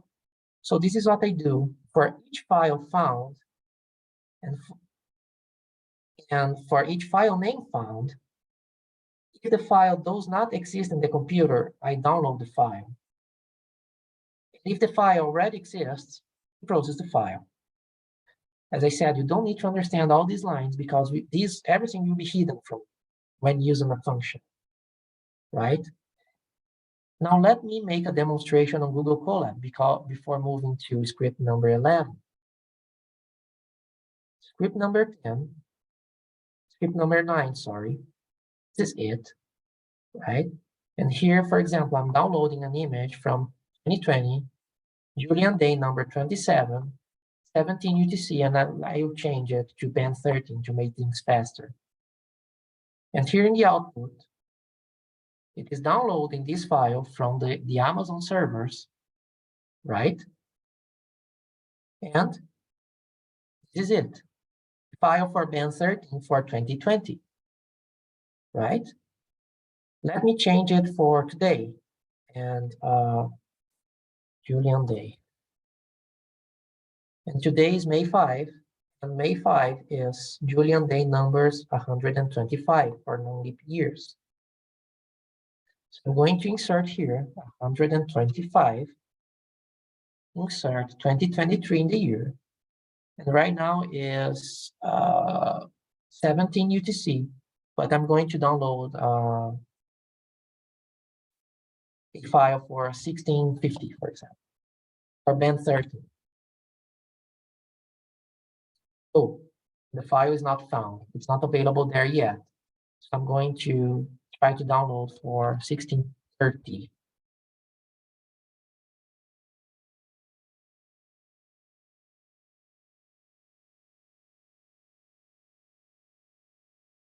Let me just check 125. Let me see for 15, 14, sorry.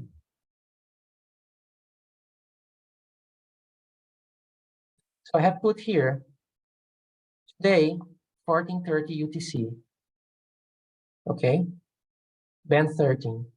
So it is downloading. And this is the image for today, May 5, 2023, 1430 UTC. And it's the same as you see here, same image from DSAT. If I put here 4030, this is the image. And it's the same image that I have downloaded here from Amazon. Okay, so that's the greatest benefit of having access to an open server like Amazon. You can download data from any timestamp. Okay, now let me just change it for, instead of band 13, band 8, and run it again.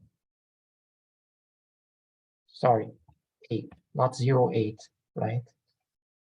It is downloading, and it will plot.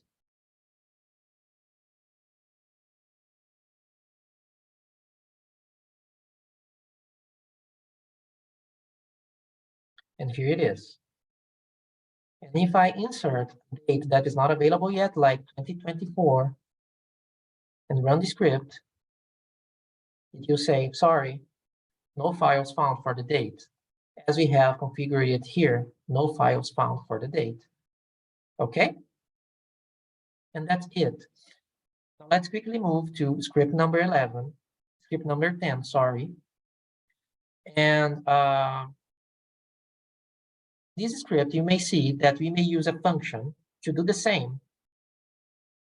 And here we have created a function on script number 10 called download file. I'm passing to this function two arguments. First, connection details and file I want. And inside this function, I'm doing what I did on the previous example. Search for the file, and if the file exists, download the file. And if the file doesn't exist, quit, right? Now, in my script, I just need to specify the product, the time and date, and call the function here to make the download. And after that, I process the file. Now let's go to Colab again, script number 10, right? And here I have the function, right? So it's in a separate section of my script. And inside my script, I may, for example, 2019 Julian day 100, 1310 UTC, band 4. And I will run my Colab notebook. It is downloading the information, and the information will be plotted for that particular date, right? Date and time. And here we have band number 4 for April 10, 2019, 1310 UTC. This opens lots of possibilities, okay?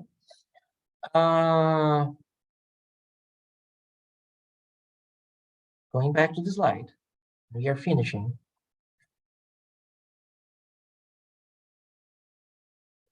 In the script number 11, we are importing a function called download CMI, and that function is in another file called utilities, right? So now my script is much simpler. I just need to inform directories I want, samples and output, right? Samples to store the data and output to store the PNG. Which satellite I need, go 16, but it could be 17 or 18. The product, the time and date. And in this case, I'm not using Julian date anymore because we have created this function here, so it converts Gregorian date to Julian date, right? So I'm specifying here in this example, 2021, February 18 UTC, okay? And then I call the function to download the file, right? And we are doing, when we call the function, this is what we are doing. We are calling the function called download CMI. And this function is in another file called utilities.py. So I'm passing the time band where I want to store the data. And this function, this big function, this is why I told you that if you do not understand some of these aspects, there's no problem, because this function in the end will be hidden from you. It will do everything you want in another file. And you don't need to understand it, right? You just need to understand this, right? Download CMI, 4 digits for the year, 2 digits for the month, 2 digits for the day, hour, minute, comma, the band you want, comma, where you want to store the netcdf file, okay? That's what you need to understand. And by doing this, we have explored 3 situations. Situation number 1, script.function. Situation number 2, a script with a function to execute the task X. And situation number 3, which is the script number 11, where I'm calling the download function from another script. I don't even need to open it, right? If you go to Colab, script number 11, download the data from the cloud, importing a function from utilities.py. And this utilities.py file here, I'm downloading in step number 3, downloading ancillary files. And one of these files is that utilities.py that I have created before the training, right? With some useful functions. And I'm calling this file from my script number 11, by doing this, right? I import the libraries, as we have done before, right? In our first scripts. The netcdf, read the file, matplotlib to plot the file, takes time to read the date, R2P to plot maps, OS to manipulate my operating system, in my case here, Windows, in the virtual machine Linux, right? And I'm importing the download CMI function of the utilities.py script. And if you go to the GitHub repository, this is the goals folder. Open the utilities.py file. You see that one of these functions here is called download CMI, which does the complicated stuff for us, right? Back to Colab. After that, just create two folders called samples, output. And if you look here at Google Colab, I'm creating them inside the content folder. Remember on the first day that I said that if you click here, you may see the folders of the Google Colab machine. Here are the folders I have just created via code, samples and output. Inside samples, I have my netcdfs, and inside output, I have my images, okay? After that, I just specify the date and time that I want to download. In this case, 2020, August, or 08, day number 5, 2140 UTC, okay?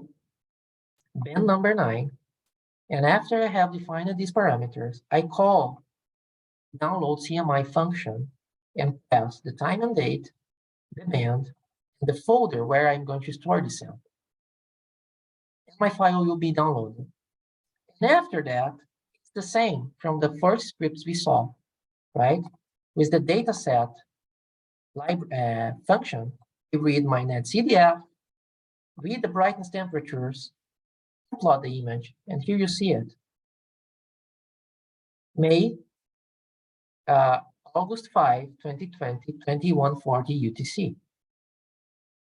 Now it's much easier for me. For example, if I select 2023, May 5 and 9 UTC, for example, and run this again, it is downloading this information.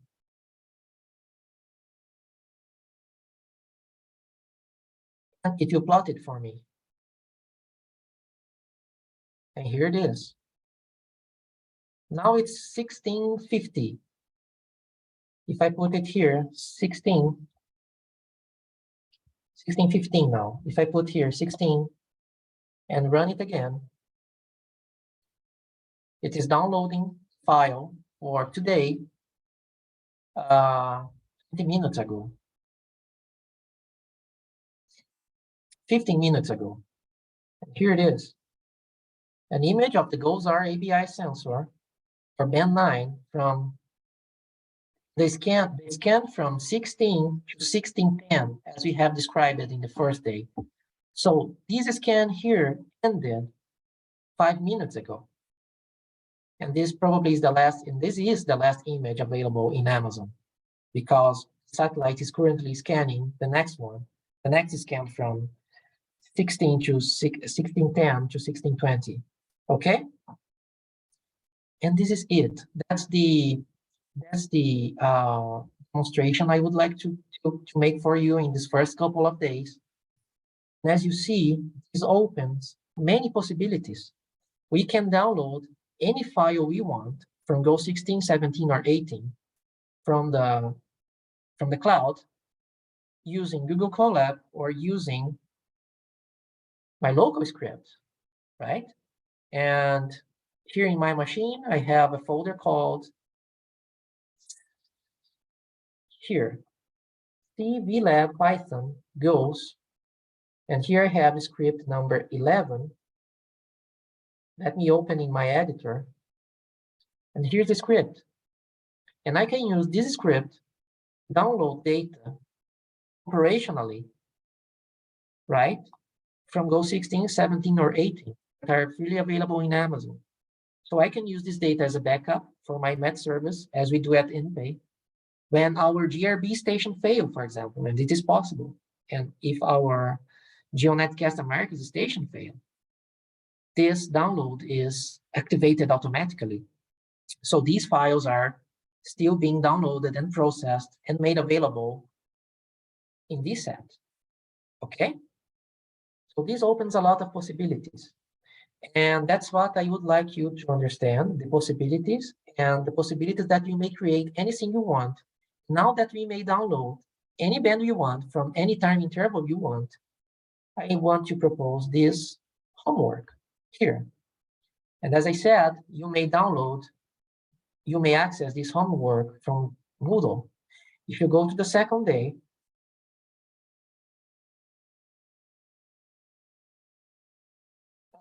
We have a question. This is in a separate machine as a backup. In our institution, we activate the script when you have a failure, and the data is downloaded for the same machine. So your IT staff can decide, right, what is better for them. You can use the same GeoNetCast machine to download this information and you have a failure, or you can use a separate machine. However, when you are processing this information, you need to tell the script, hey, where I'm storing these netcdf files, your GeoNetCast ground stations or a separate machine, right? So the possibilities are many. To access the homework, you just need to click here. No, sorry. On the second day, there's a link, May 5, creating channel differences and RGB composites with Python. You click here, click the second link, and it will open Google Colab, as we have done some minutes ago. And for now, your notebook should be ready for you to test, right? And this is the notebook. I have already created a copy for me called Diego _ and the original name, but you may call it anything you want. And here are some instructions, right? Create a copy of this Colab notebook so that you can edit the scripts and save the changes. In File, save a copy in Drive. And you have already done that. Install the Python libraries and download the ancillary files. This is done automatically by running the first cell, this one. Click on the play icon or Control-Enter to run the cell. Note, installation and download may take a few minutes. Run the example scripts, split window different, the RMAS RGB, and the day cloud phase distinction RGB. And this is also done automatically by executing the cells of each example script. And using the sample scripts, the course material as a reference, and use these sample scripts and the reference slides for these assignments. So we have a cell here where you install the necessary libraries like netcdf4, Cartopy, download shape files, download utilities file, download other auxiliary files. Have also put a reference table because we will be dealing with bands, channel differences, and sometimes we do not remember the wavelengths, right? Or we do not remember the band numbers. So here we have a reference table with all the bands for GOES-R.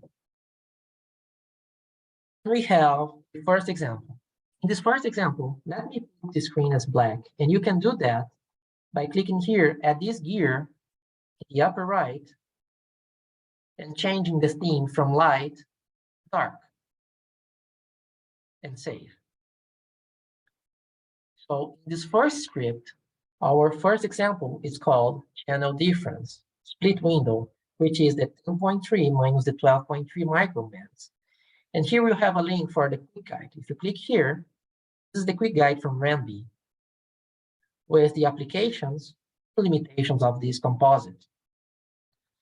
And the interpretation, right? Split weight difference shows negative values where dust exists because the 10.3 micron brightness temperature is colder than the 12.3, right? The SWD, the split window difference, shows positive values where a moist air mass exists because the 10.3 brightness temperature is warmer than the 12.3, right? So here in the notebook, in this first example, we are creating this air mass, this channel difference. We are importing all the libraries that are required, like the download CMI function. We are creating the samples folder, the output folder, we have done in the examples. And here, in the instructions, we have a suggested time and date. In this case, 18 June 2020, 17 UTC.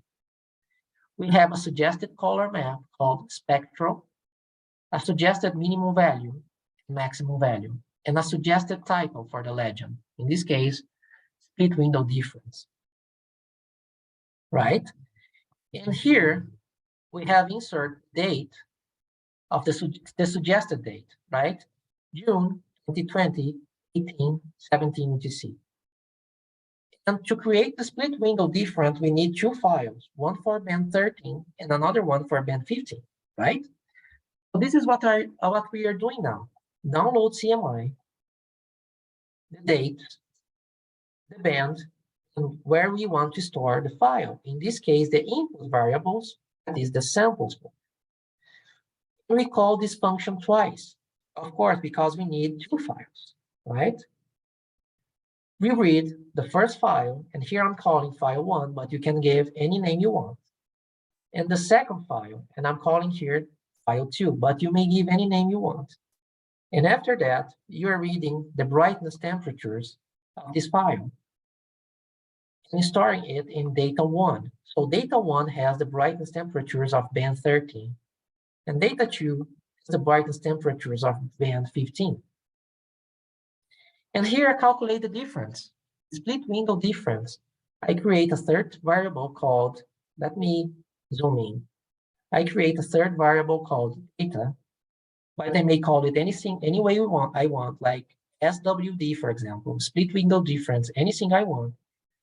And I make data 1 minus data 2, or band 13 minus band 15. And this data variable will store the split window difference, right? And after that, I'm just doing the same thing I did in all the scripts. Size of the image, reading the metadata so I can georeference my image with Cartopy and overlay maps. And you don't need to change this in the example. On the next examples, it will be the same. I will add a shapefile, and you don't need to change it. It will be the same. I'm adding borders, coastlines, and grid lines. And you just need to change this if you want, okay? If you want to change the colors, you may change it, right? But it's not necessary to. And here I have some variables. Color map, the color map I want to use, in this case, the color map called spectral, which has been suggested here. Suggested color map, spectral. Minimum value and the maximum value, and the title of my legend, of my plot and of my legend. 16, split window difference, legend, split window difference. So I have created these variables here to make things easier in your homework, right, for this assignment. And after that, I'm plotting the image with the initial command, adding a color bar, reading the date, and the title. I have added a variable here. So you just need to change this, anything you want, right? And I'm saving my image in the output folder. Define it here, output.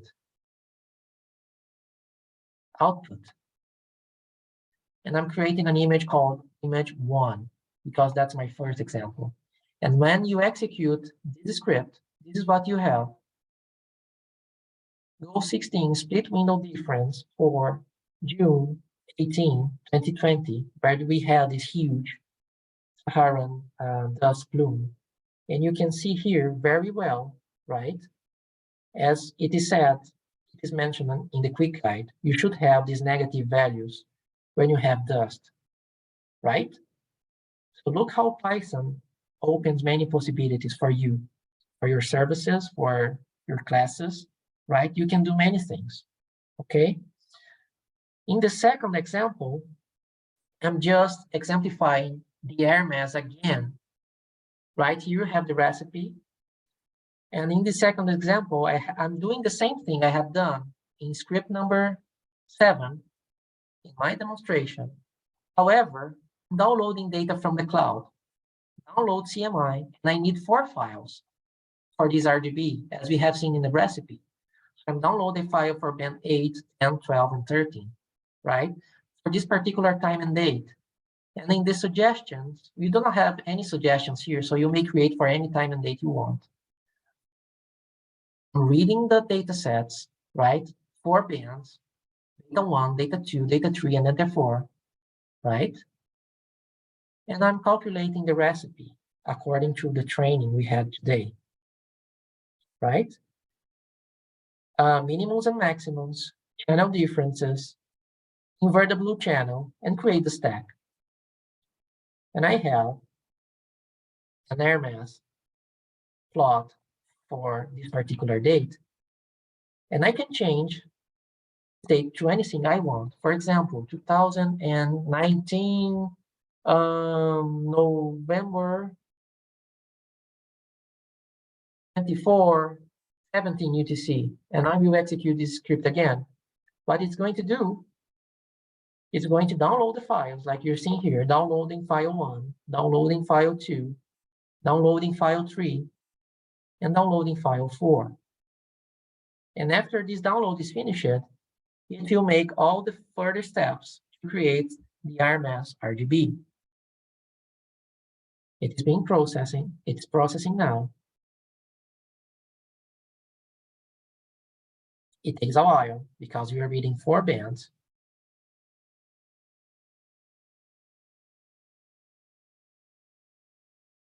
And here we have the plot, the RMS image for November 24, 2019, 17 UTC, right? So you have great possibilities.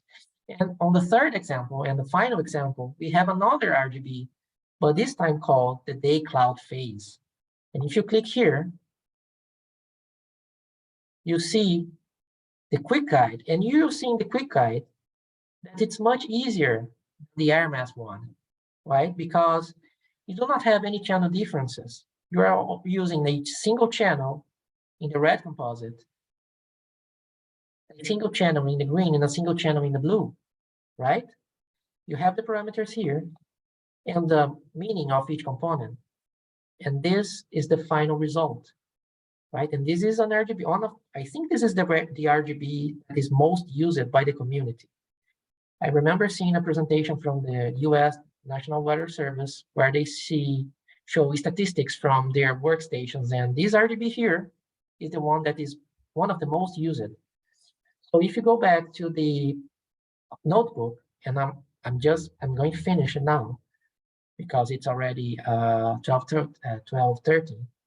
I'm just downloading the 3 bands necessary according to the recipe, band 13, 2, and 5, right, for a particular date. I'm reading reflectances or brightness temperatures from this file, right? If it is a infrared file, I convert it to Celsius. If it's not, if it is a visible file, I don't do anything, right? And here I apply the recipe. The red component, band 13, the green component, band 2, and the blue component, band 5. Minimums and maximums, the gammas that for this RGB is also 1, normalization, and stack. And after the stack, plot RGB. And I just need to change the title here. Day cloud phase distinction RGB. And this is my final plot, right? So we have these 3 examples. And after these 3 examples, we have 8 activities. Let me go back to white because now it's much better seen as white. Right? And here we are proposing 8 activities.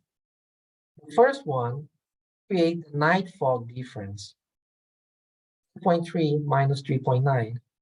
And here you have the suggested color map, suggested minimums and maximums, the legend, and the time and date. But here it's written, you may select any date you want. However, it's a night fog difference, so please be sure that you insert a time and date during the night, right? Because anyhow, if you do the opposite, you will not see anything in your channel difference, okay? In the second exercise, they split cloud phase, 11.2 minus 8.4, and you have the quick guide here.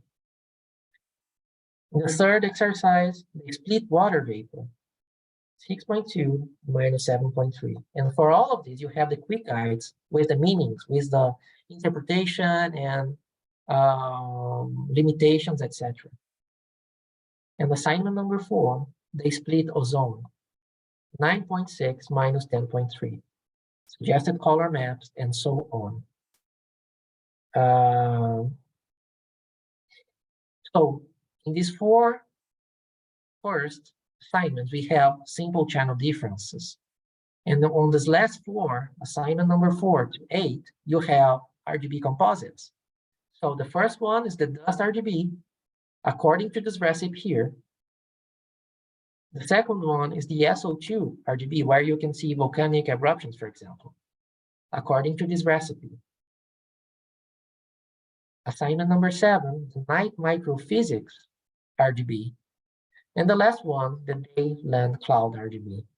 So you may just, if you want, for example, copy for the assignment number 1, you just copy the first example is here on the cell code and change what is necessary. Okay? So these are the activities that I would like you to try.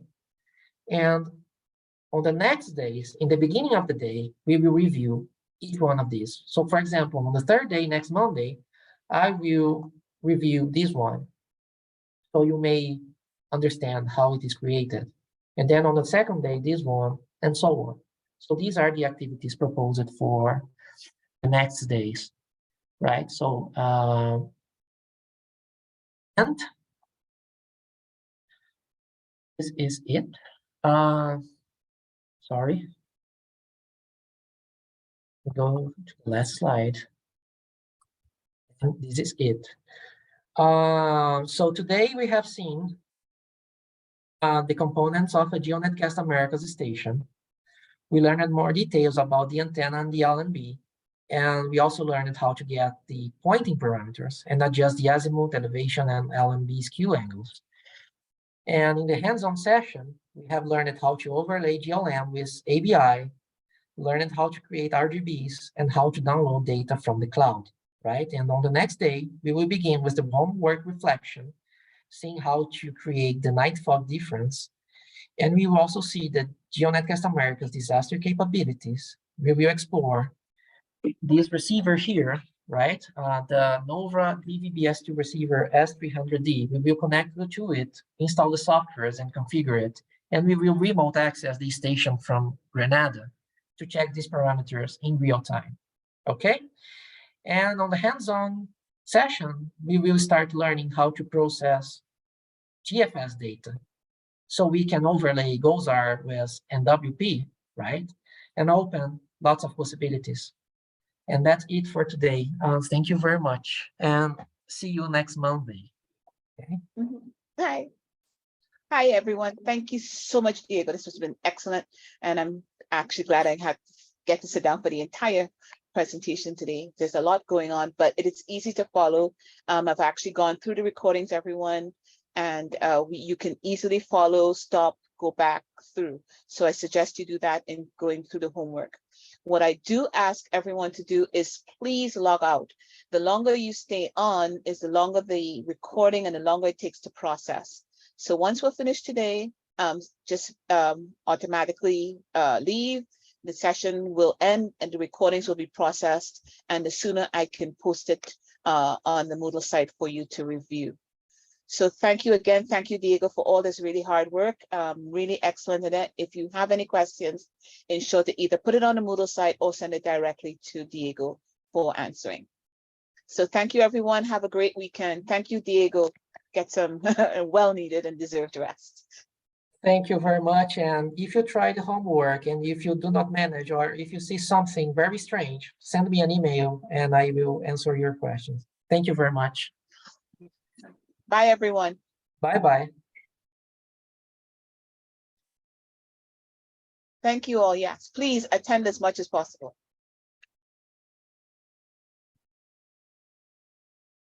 They're gonna hold on for everyone to leave and then kind of close off. But it's excellent. I'm actually having fun revisiting Python. I did a course at the beginning of COVID and it was excellent. I just don't have time to play as much, but this is really good. I always want to know how, again, is it possible, or people are just creating files and then just putting it in GitHub so for everyone to use? That's how it works. So is this a shared community like that? You mean if so you have all these lovely files that you can actually, libraries that you can actually go to So is it a continuous community that builds this? Is that Yes. how it works? Okay, Yes, cool. each library is developed by a separate community, right? So the NetCDF file is developed by some guys, the Cartopy is developed by other guys, and they're always posting their updates. What we do is downloading the latest versions and creating examples and sharing with the satellite community through these courses, for example, right?